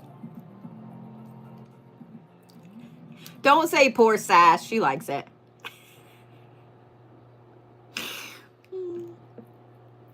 Yes, August in Illinois. I'll be putting it out as it gets closer. Yeah, one weekend I'm in California. The 16th and 17th, I'm in California. And literally the next weekend, like the 23rd and 24th, I'm in fucking Illinois. It's great. It's fun. It's fantastic. It's fantastic. Yeah, don't let Sass fool you. Don't let Sass, over there on YouTube, don't let Sass fool you. She likes it. She even likes getting drugged to haunted places now, so don't let her fool you. Don't let her fool you. I'm not scheduled to come to Charleston. Sass has been trying to get me to come to Charleston. Your manifest number came up already. So for those of you guys that are anywhere around West Virginia, next weekend, I will be at West Virginia State Penitentiary, their horror and Paracon. So you can come see me, meet me and Sass in person. Come investigate the penitentiary with us. It'll be fun. It'll be fun. All right. Focus, bitch. Because I've only been working on Keisha's for like 20 minutes now. 30 minutes. So, yeah. So, normally I would have the tickets up on my Linktree, but there's been like a weird issue with my management company, like had their website redesigned and everything's all fucked up. So yeah. I usually don't do the oddities conventions anymore. Had a bad experience in 2022 and I pulled out of them. So yeah. Plus I have a manager now and she's like, hey, you want to go here? Or usually it's, hey, you're signed up for this. I'm like, okay. So yeah. I don't want to say, like, we'll just say that there was somebody that I didn't get along with and it became a thing and I just pulled out. I just pulled out of them. The way I was treated was just not cool. And so I just pulled out. But the oddities conventions are fucking epic. Go. If you're into just weird random shit, go. That's where I get my butterfly earrings from. Yeah. Like I won't be a vendor at one anymore. Let me say that. Yeah, I won't be a vendor at one anymore. I will totally go and spend money at them.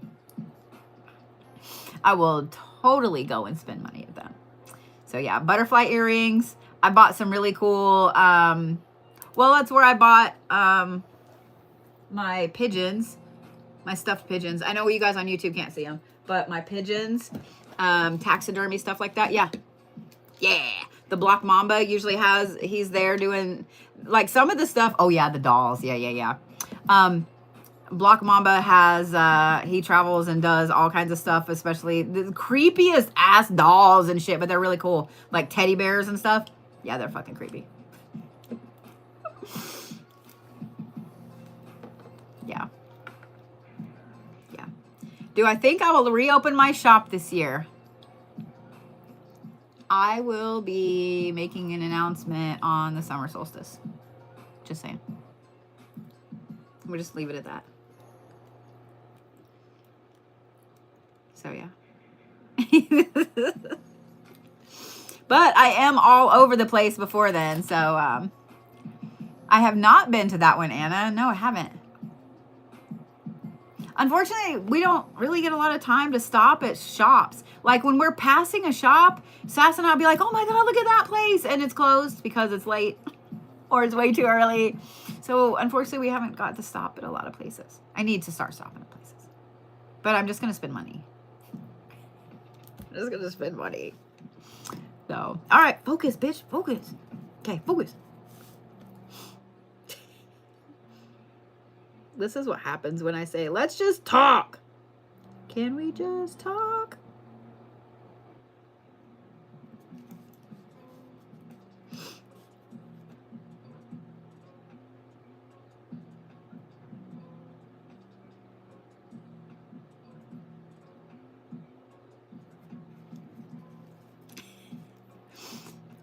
Yeah, we are. As Sass said, we're always short on time and big on want tos. Yeah. You're taking a road trip from Canada. Really? Oh, that's cool as fuck. Yeah, I'll make sure to make a big announcement. I will say that depending on when you're leaving, wait, I don't know.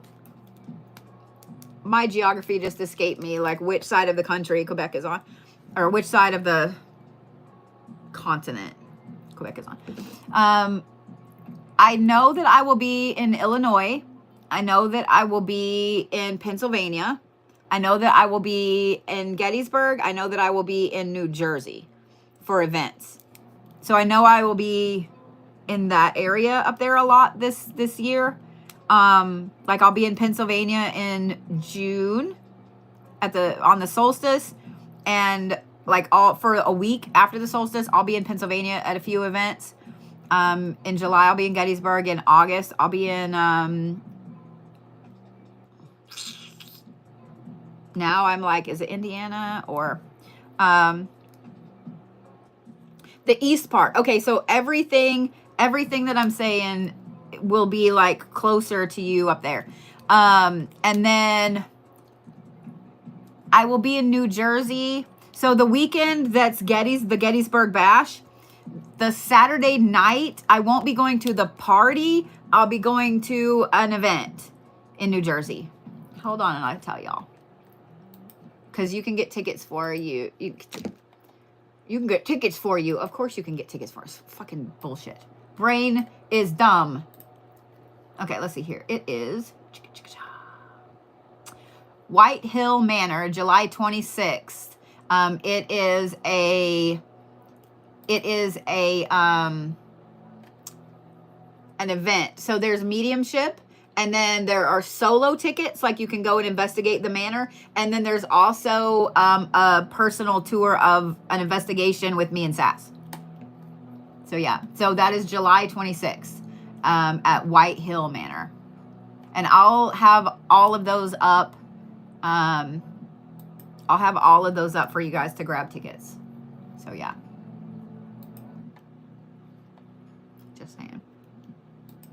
Just saying. Oh, is it? Do I need to look at the weather? Somebody just messaged and was like, hey, you should keep it on the weather. I have not done anything this evening. I mean, I have, obviously.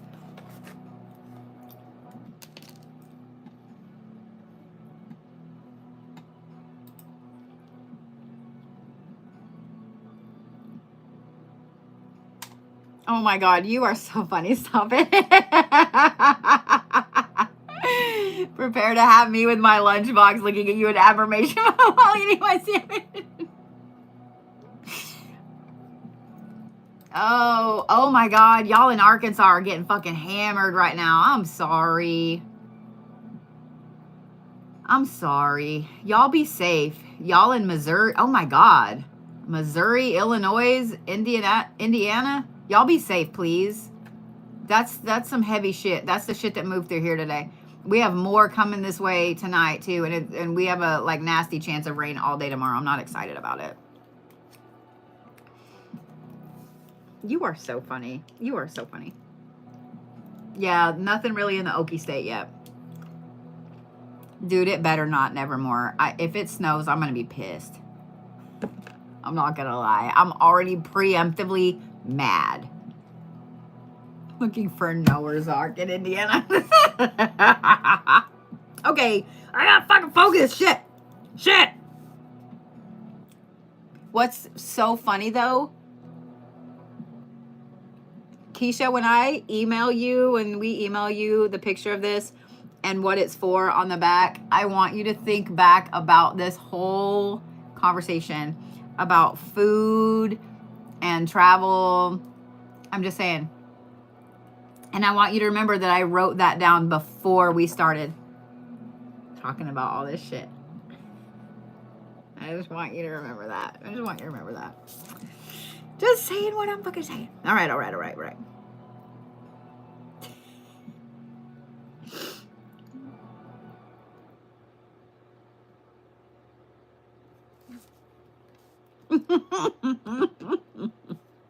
Like, I'm not gonna lie, part of me wants to read it to you out loud on here, and then the other part just wants me to, maybe I'll just leave it up to you if you want me to tell you what it's for.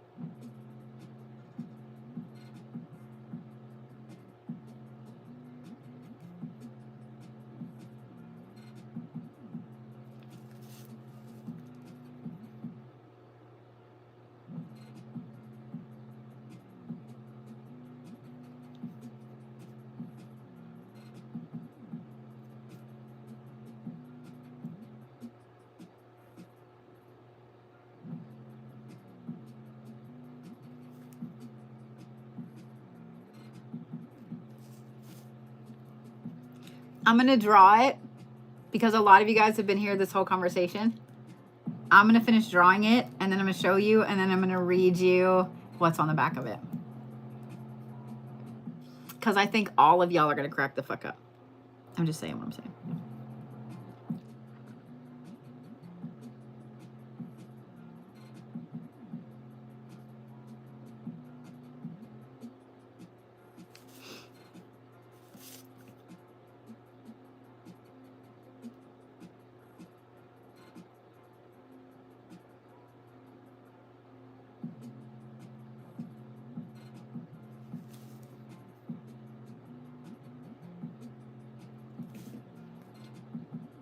Thank you guys for all the new followers. I appreciate it.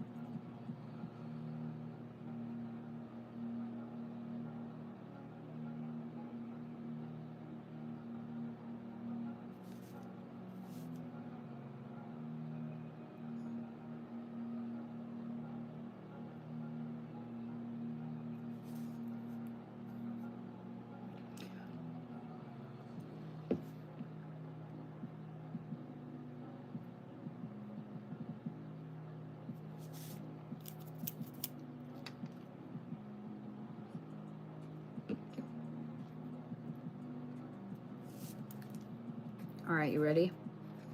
See, all I had to do was shut up for a minute. You ready?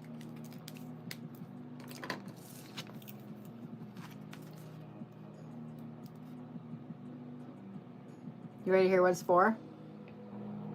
Because you said whatever okay, so Keisha's instructions were whatever tickles your artistic soul.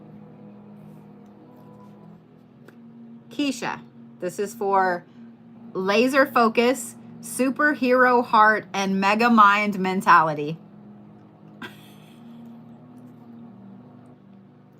I wrote that way before we ever talked about food or anything else. I mean, I'm just saying what I'm saying. Tell me that's not funny. Tell me that's not funny. I think it's funny. Especially the laser focus part.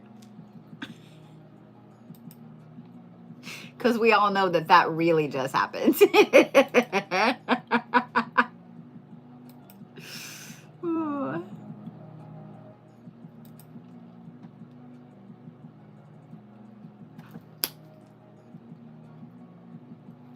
Okay, so is it Margaret or is it Margaret?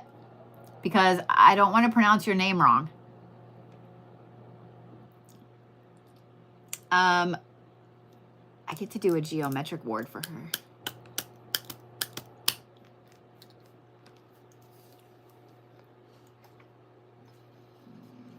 Makes me excited.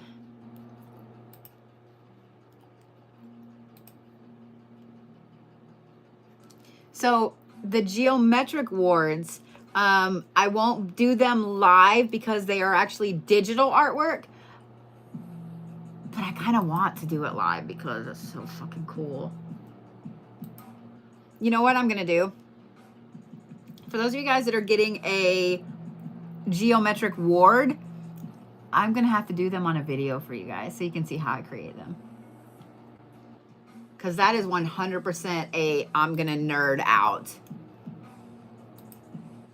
So I'm a big fan of fractals. I love fractals. And I love geometric wards. I fucking do, man. I fucking do. So just know that if you're getting a geometric ward, I'll do it in a video and put it on TikTok. Just saying. Just saying. All right, Kathi W. Kathi W. Those are a little cheaper because they're only emailed to you. Like they're not physically mailed to you because because they're digital. Like they're done on a program. What is a geometric ward? So sacred geometry is one of my favorite things. I fucking love sacred geometry. In every single ancient culture, sacred geometry is a thing that has been used for rituals, for practice, for magic, for healing, for abundance, all those things. So what I do is, because it's easier on a digital format, I take different pieces of some of the brain not braining. I fucking hate my brain sometimes. I literally just said the words. Sacred geometry. Thank you, brain. I take pieces of the sacred geometry and I kind of cut and paste and put them together to make. So let's say that like you ask me for one for fertility and abundance. So I'm going to look at like the tree of life, the flower of life, and possibly like Metatron's cube. And I'm going to pull them apart and put them together. That's just something for you. So yeah. So geometric wards are something that you can frame, you print, you frame to put in your house for whatever it is you need. So yeah. Dude, I hate it when my brain does that, man. It fucking pisses me off. Like I can see the word, I can taste the word, but the word won't fuck word. Nope, I don't need your birthday at all. Nope. Yeah, I don't need your birthday at all. Just what you need it for. One thing I do hate about this sweater is after you wear it a while, it gets all stretched out and then it's like, blah. Like a Merkaba is part of sacred geometry. Yes, yes. And sometimes I do use a Merkaba in them, but I also use a lot of other things as well. If you guys have ever seen, here, hold, please. Hold, please.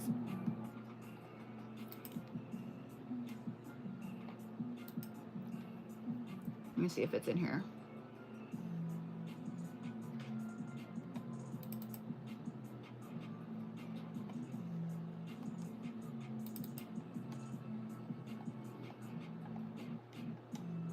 It is not. Hold on. The big piece like this that I did, that is from, I'm trying to find it and pull it up for you because it's similar to that, but in a digital format. Geometric sigils are not just sacred geometry. They also have to do with just shapes as well. So circles, triangles, squares, rectangles, line work, etc. Of course I can't find it because I need to find it because you're a bitch. My brain is just like ADHD insane this evening. Probably because we have storms moving in. It's bullshit. Bullshit. If I didn't need it, it'd be right there. Fuck off. Anyway, I'm not going to waste my time looking for it. But what I do, the reason I was trying to find the piece that this is from is because even though this is coordinates from my birth chart and so on, what's up, Miss Gail? There's also a lot of line work. There's a lot of extra circles and so on in it. Like you can see where it's circles layered upon circles. A lot of that goes into there as well. So yeah. Yeah, this weather has been like, my brain is not nice to me sometimes. I don't like it. I don't like it. Flat pisses me off. Like legitimately flat pisses me off. One of the things that is really frustrating, Sass and I were talking about this the other day. She was talking about it in the way of, not the way of, but in treating dementia patients. And she said, you know, it's hard to explain to somebody, to a family, about being locked in your own head and you know what you want to say, but you can't get it out. Like I've had, especially when I got diagnosed with epilepsy, having seizure after seizure after seizure. Oh my God. Are you guys okay, Gail?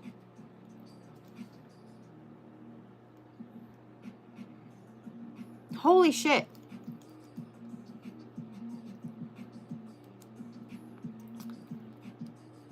Are you okay? Are your peoples okay? Okay.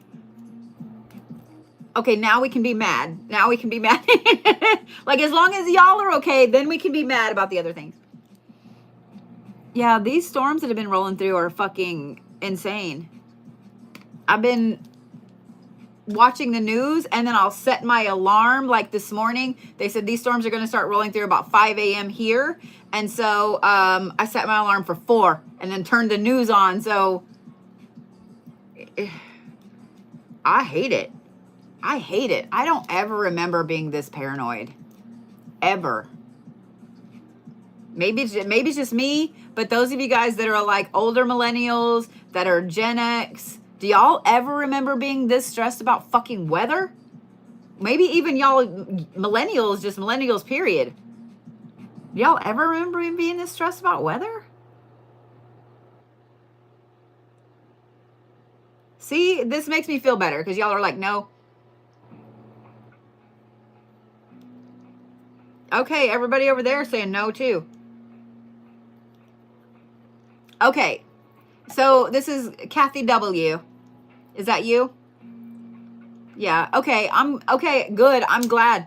And like, I even grew up visiting my grandparents, and they lived in Collinsville, Oklahoma, which is north of Tulsa. There is nothing out there. Nothing. There's no windbreaks. There's no valleys. There's nothing, right?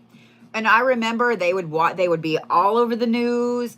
There was a lady across the street who, I think she was Choctaw, if I remember right, but we always knew it was going to storm because she would get everybody in. She would look at the trees. Like, I know how to look at the leaves on the trees and tell how bad the storm's going to be now.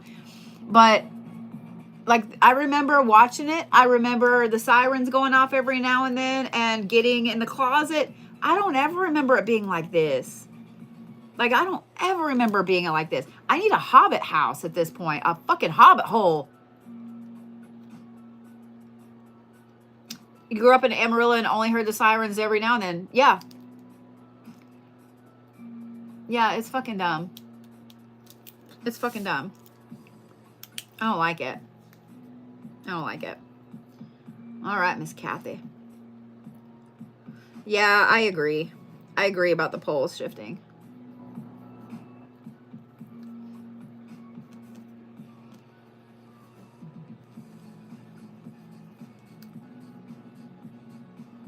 Oh, wow. The sirens are just not... Mm-mm.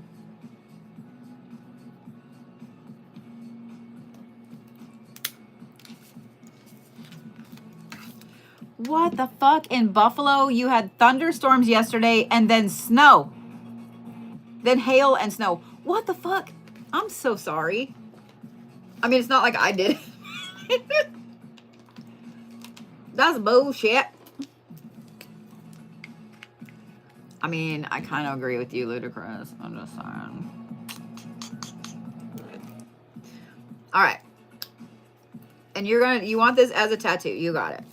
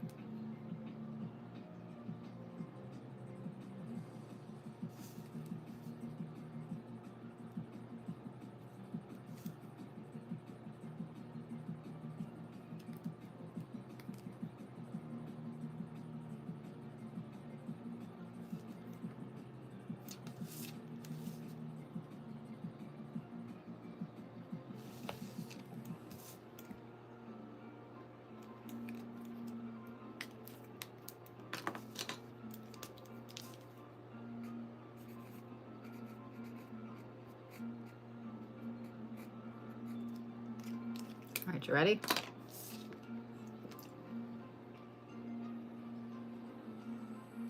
And it does need to go like this, up and down. Like, if you frame it, I mean, you can always do it like that, but this is how it's supposed to go, is up and down. Just so you know. Find someone that can do good brush stroke work. Because there are a lot of, I'll show you guys on YouTube too, but there are a lot of pieces like this. So they need to be able to do good brush stroke work. Like this one, he did a fantastic job on the brush strokes. So yeah.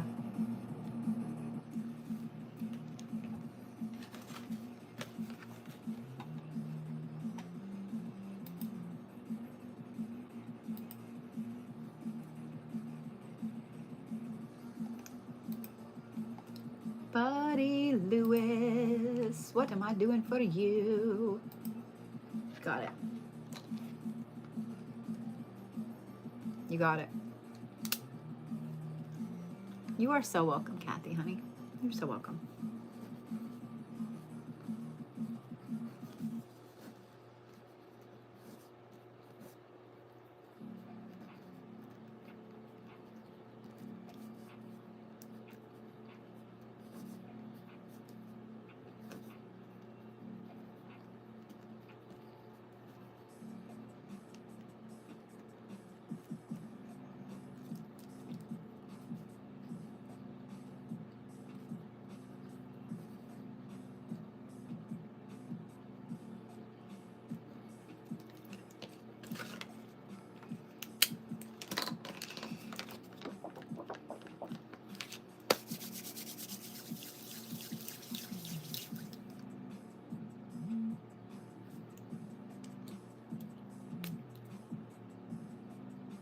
Actually, we're gonna do this.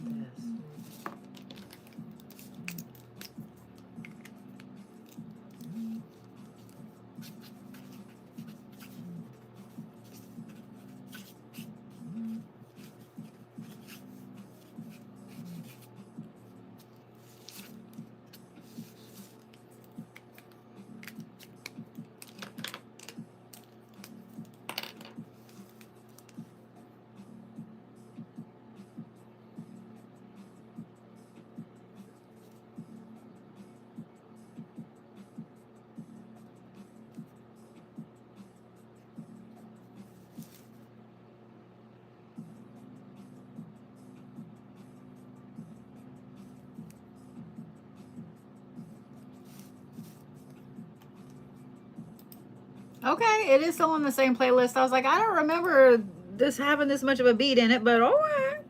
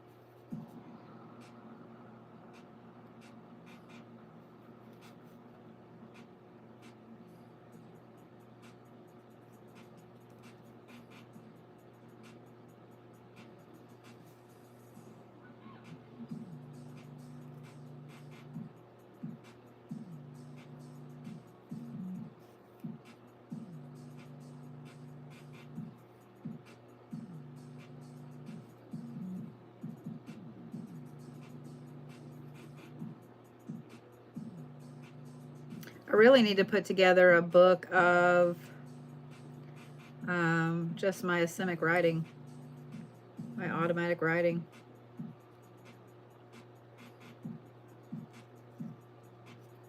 I have so much from over the years.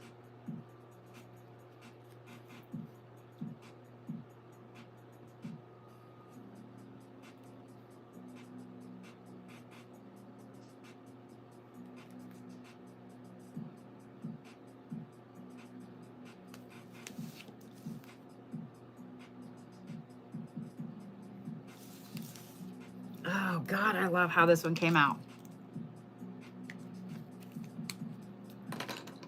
I love how this one came out. Buddy, I hope you love this one.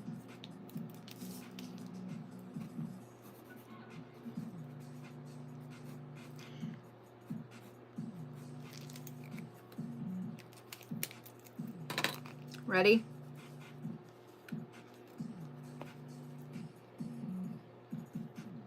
Of course, it's mirrored, so this is the first part of it. But I really love how this one came out. I'll show you guys on YouTube too. Hold on. We're just going to make it go across like this.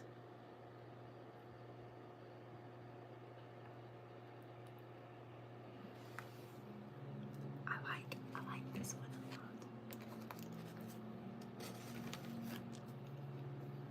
Somebody asked about classes. I do teach classes every Saturday.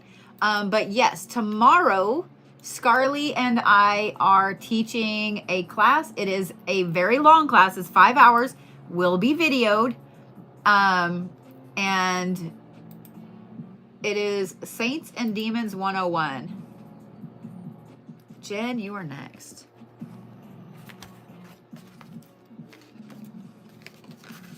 And you can sign up for it on my Linktree.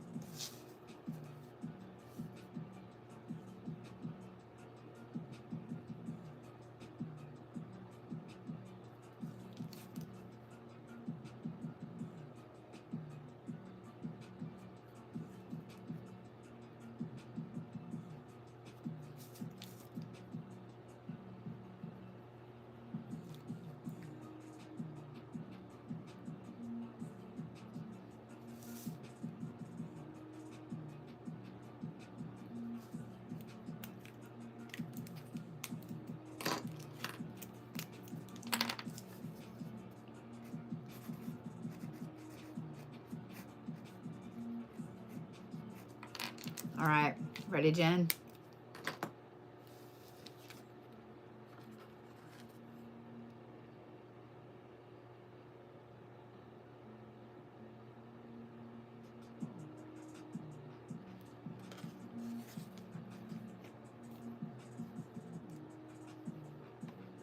That one's really cool. I was really careful with that because of what you asked for. Ooh, Miss Misty. You got it, Sugarfoot. You got it. Actually, Misty T, are you here? Because I have a question. She may not be here anymore.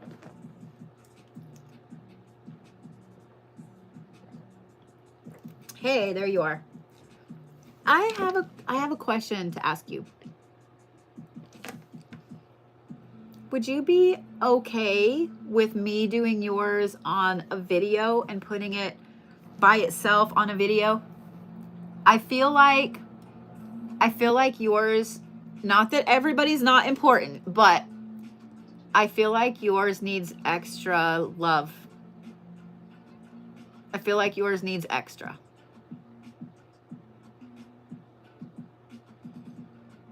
Would you be okay with me filming it as a video?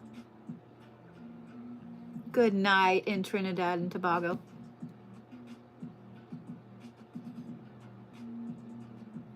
Would that be okay? I just feel like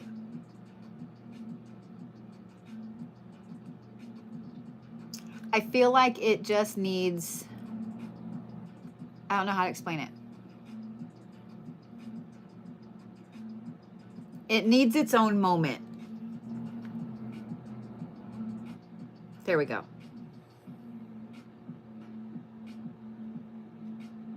Okay.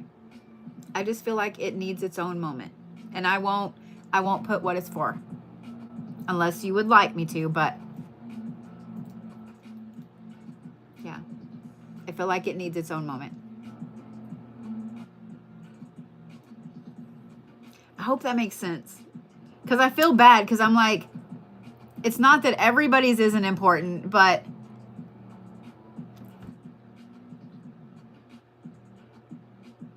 I know that that's, well, I don't know. I can't imagine.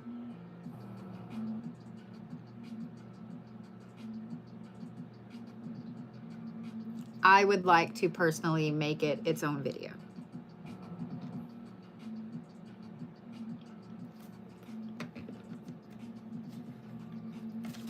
But I am going to go ahead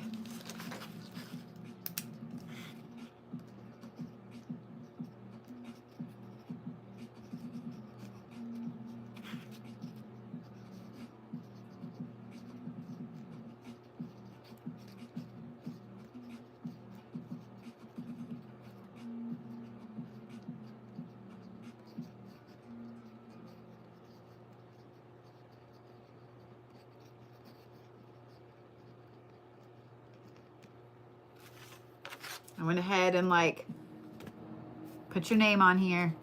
I'm going to put it over here. That needs its own, it needs its own music. It needs its own moment. It needs its own everything. It needs its own everything.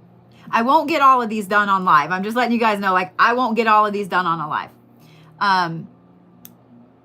Because I got to do this all day tomorrow.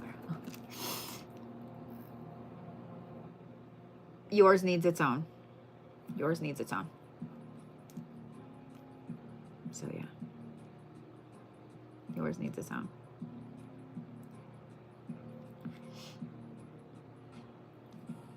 Oh, I'm glad that I could help. I'm gonna read this out loud that from YouTube. Funny story. This week I had a nightmare. I was caught in a dream where I was doing a ritual with stones, candles, in a place I didn't know, and I came to the point that I realized I was no longer in control and that I was overwhelmed by what I had to do. I realized there were entities that were working harder against mine. It wouldn't stop, and the situation was getting worse. I remembered that you told us to call you if anything was wrong. By saying your name very loudly, I instantly felt myself fall back into my body. That wasn't part of the story of my dream. I was so surprised when it happened. So thank you for bringing me back safely. You are so welcome. You are so welcome. When I say that I have been doing astral travel work, y'all that wear glasses, I don't know how, like after a while my nose is like, bitch. When I say that I've been doing dream work most of my life, dream walking, traveling, etc., I'm not lying. I have taken a ton of classes on it. I have studied with some very interesting people. I have studied with some people from around the world on different techniques and so on, because I needed to understand why my brain was the way my brain was and why traveling was so easy to me. And I also, as a kid, I got stuck. Like you were saying, I got stuck in a couple of places and it scared the fuck out of me. And when I asked my mom, when I asked my parents about it, like I got stuck in a dream and that's all I could explain to them. I got stuck. I just kept saying I got stuck.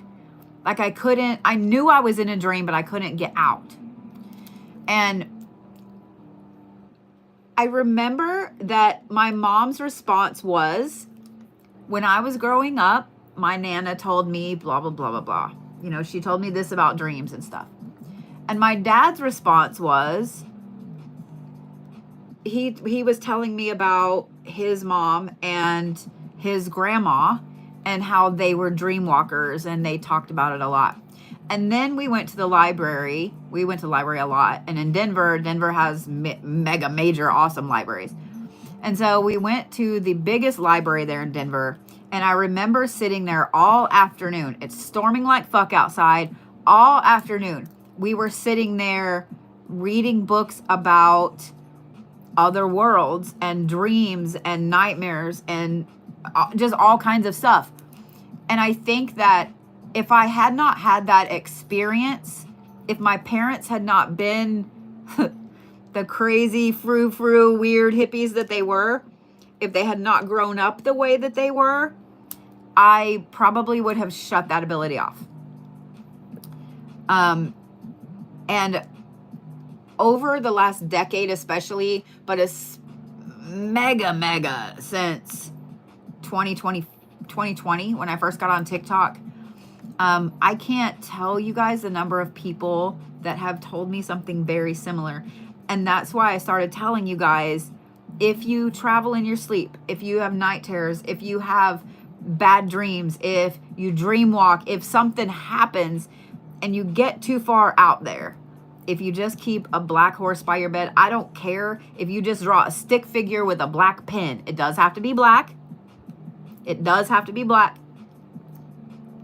I will come get you. I will come get you. I will come get you. So yeah. Aw. It was like my soul was panicking and nothing standard for a dream was working. It was my last chance to try something, and then the dream instantly stopped. Aw. I'm glad I could help. I'm glad I could help. So yeah. Those of you guys that have some form of epilepsy, let me talk to you. If you have been diagnosed with some form of epilepsy, you have homework. I want you to dive down the rabbit hole of looking at how epileptics have been treated throughout history. And I want you to start, I'll give you the place to start, okay? I want you to start with the Oracle of Delphi, the Oracles of Delphi, Delphi. Especially around the Mediterranean, Greece, Rome, Egypt, Turkey especially. If someone as a child showed epileptic seizures, they took that as that child was an oracle, was a seer. They traveled to other realms, to other worlds. So they usually were taken to the temple and trained. Like they were taken away from their family very young, and they were trained how to utilize those seizures and bring back information. They did. They thought they were blessed by the gods. And to be honest, as much as I hate my broken brain most of the time, it has given me the ability to do so much stuff and so many things. So if you have some form of epilepsy, start there. But I want you to look at different practices from the culture that you belong to. So everywhere in Latin America, in Mexico, the Native American tribes, the Norse, the Celtic, the Japanese, the Korean, everywhere, they have practices that had to do with oracles and with those specific people, or those specific people that had epilepsy. And then I want you to start looking at those practices and start learning. Be careful on the training you get. I would say start learning everything you can first. Everything you can first, okay? But,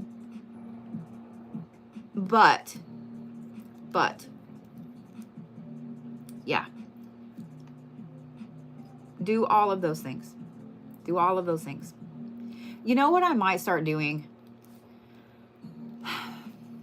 I know that sometimes it's really hard for y'all to find a black horse, or maybe you don't want to draw one because you don't want to feel dumb with it or whatever. I may just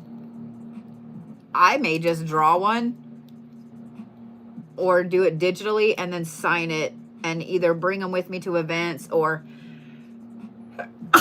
bless me, have them where you guys can order them and have them shipped to you. So yeah.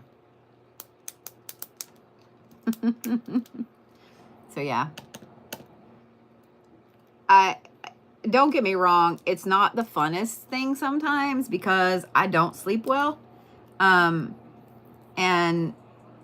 it is what it is. Apparently I'm going back into another insomnia cycle. But if it means that I can help somebody, if it means that I can help kind of pull you back from a nightmare or being stuck in the astral or something like that, then I'm down. I'm down. So yeah.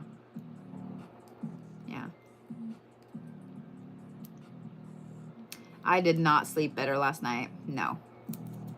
I could not go to sleep until after 4 a.m. I was up at 10. Yeah, it was bullshit. Actually, I was up at 5 or 6 with the weather, and then I was up again at 10.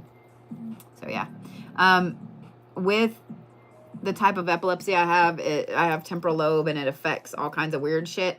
And it seems like about anywhere from 6 to 9 months, I will go through a bout of insomnia. And so for 2 to 3 months, 4 or 5 nights a week for that 2 to 3 months, I only sleep like 4 or 5 hours.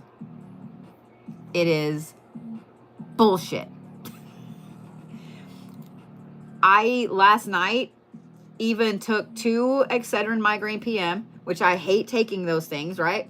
Two Excedrin migraine PMs. I also ate part of an edible that was the eye one. We'll just say that because I don't want to get in trouble. And I also did the smoky thing with an eye. That should have knocked me on my ass. It should have knocked me on my ass. I should have been asleep from 10 minutes. By the time my butt hit the bed, I should have been asleep from 1 o'clock on because I stayed up here in my office doing some stuff after I got off my live last night. Nope.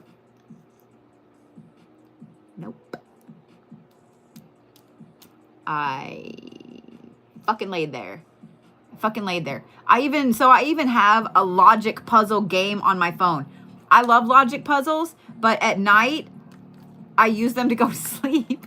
I put on rain, like on you know, the black screen on YouTube. I put on a thunderstorm, I put on rain, and I was laying there and I was playing these boring ass brain games. My eyes were going cross-eyed. I put my phone down at 3 and I just lay there. I was like, you know what? I'm going to turn everything off and it's going to be quiet. Nope. Nope. I laid there for over an hour. The last time I looked at my phone, it was 4:15. And I was just pissed. I was just pissed. Pissed. And then, of course, the storms rolled through about 5. That woke me back up. I turned the TV on to make sure there was no, you know, bad shit.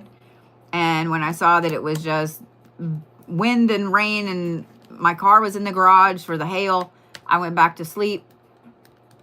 It was bullshit. It was bullshit. Well, so when I go through bouts of insomnia, and some of you guys that go through insomnia, tell me if you have the same thing. When I go through bouts of insomnia, it's so weird. I probably slept 5 hours and I'm fine. Hi, buddy. What's up? Oh, hell no. Don't do that to my chair. And I'm fine. But I'll be that way until the insomnia is about over, and then I'll have a day where I sleep for fucking ever. Come here, Vlad. Come here. Everybody wants to say hi. Come on. Vladdy Patty. Vlad. Come here. Come on. Come here. Here. Come here. Come here. Oh. You're okay. What's the matter? Aw. I love you too. Oh, I love you too. I love you too. There you go. Here's the Vladdy Patty with his bow tie. Yeah.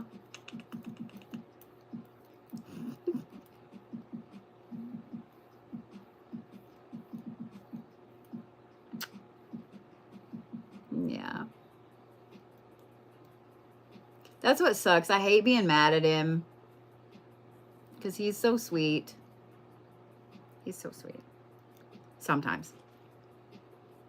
Oh, do you need to be up here? Okay, there we go. Better. Yeah. Yeah.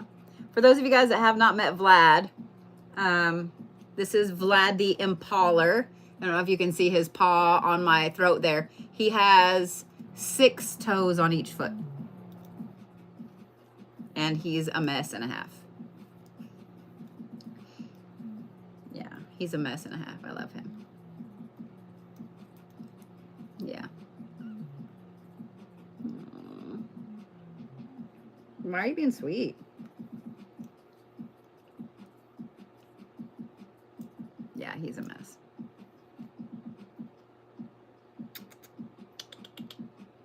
He talks too. He's crazy. He is a little over a year now. He's a little over a year now. We brought him home on April 4th last year, and he was 6 weeks. He came with the name Vlad the Impaler, and I couldn't change it. I did add in, he is Vladimir Kruger the Impaler, but yeah, I couldn't change it. I love it. I loved it. So yeah. So yeah. It does seem like yesterday, doesn't it? Yep, he's over a year now. He just went through another growth spurt and he got really long. It's weird. He got really long. Like, I've just been looking at him sideways like, what happened to you? Why'd you get longer? So yeah. Yeah. I hate taking anything at all. I don't like taking nighttime medicine. I think because I was the one that got up and took care of, 4 kids when they were little. And so I'm always worried, well, what if something happens while I'm asleep if I take something to help me sleep? But when I have insomnia, it doesn't fucking matter. It doesn't fucking matter. What's up, buddy butt? I love you. I love you.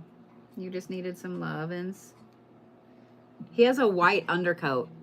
He has started developing a white undercoat. And it's crazy. It's crazy. Thank you for all of the gangly state for cat. Yes. Yeah, he's a mess. He is a straight up mess. Oh, I'm sorry. Am I not holding you correctly? I don't know what you want. I don't know what you want. Oh, you need this. You're gonna fall. Did you just need to... Are you gonna do some artwork? You want my queso? I think you just want my queso. He just wants my queso. He doesn't love me. He just loves my queso. Yeah, he just loves my queso.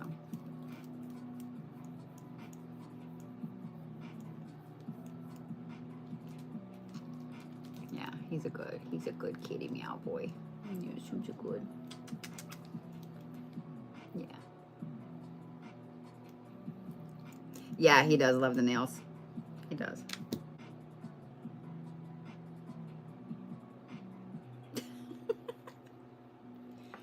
Oh, I love you too, buddy. Oh, yes. Oh, look at the chin scratches. Oh, I'm so sorry, Saint Oned. I'm sorry. Yeah, he loves chin scratchies. This is like his favorite fucking thing. He's been without his collar for a couple of days. I let him run around naked for a little bit. He has an air tag because I'm so worried about him getting out. I'm so worried about, because some of y'all understand this, because he's a black cat, and because people are assholes, you know. So he's microchipped as well, but yeah, you're just extra spoiled tonight. Just extra spoiled. Just extra.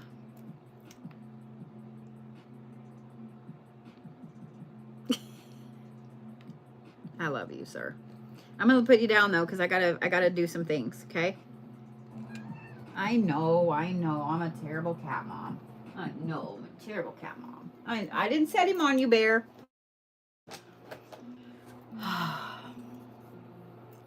Yeah, he likes to snuggle in bed. He comes and he lays and he wants to put his paws under my face, up under my face, and then tuck his nose right here against my face. I love it. I love it. So I've never understood the hate over black cats either. I really haven't. Like there's I just don't get it. So, well, guys, I'm gonna let you go. The rest of these I will get done. A few of them will get their own videos. I'm just letting you know. A few of them will get their own videos. Give me till Sunday to get them to you, because Scarlett and I are teaching that class tomorrow, and I've got 2 classes in the morning, so I'm gonna be teaching all day. Give me a couple days to get the photos to the girls so they can send them out. But Misty, yours is getting its own video, and some of you other ones I saw what you guys asked for too. Y'all are getting your own video as well. So, but y'all get some sleep. If you guys are in the path of some of these storms, please be careful. Please be careful. Please be careful. This isn't, I don't know. It's not normal weather, so be careful. Okay. Have you an app on your phone that'll tell you if something bad's coming your way? Just be safe. I would miss you. Okay. I don't want anybody to get hurted. Okay. I will see y'all tomorrow. Yeah, I'll see you tomorrow. All right, guys. I love you.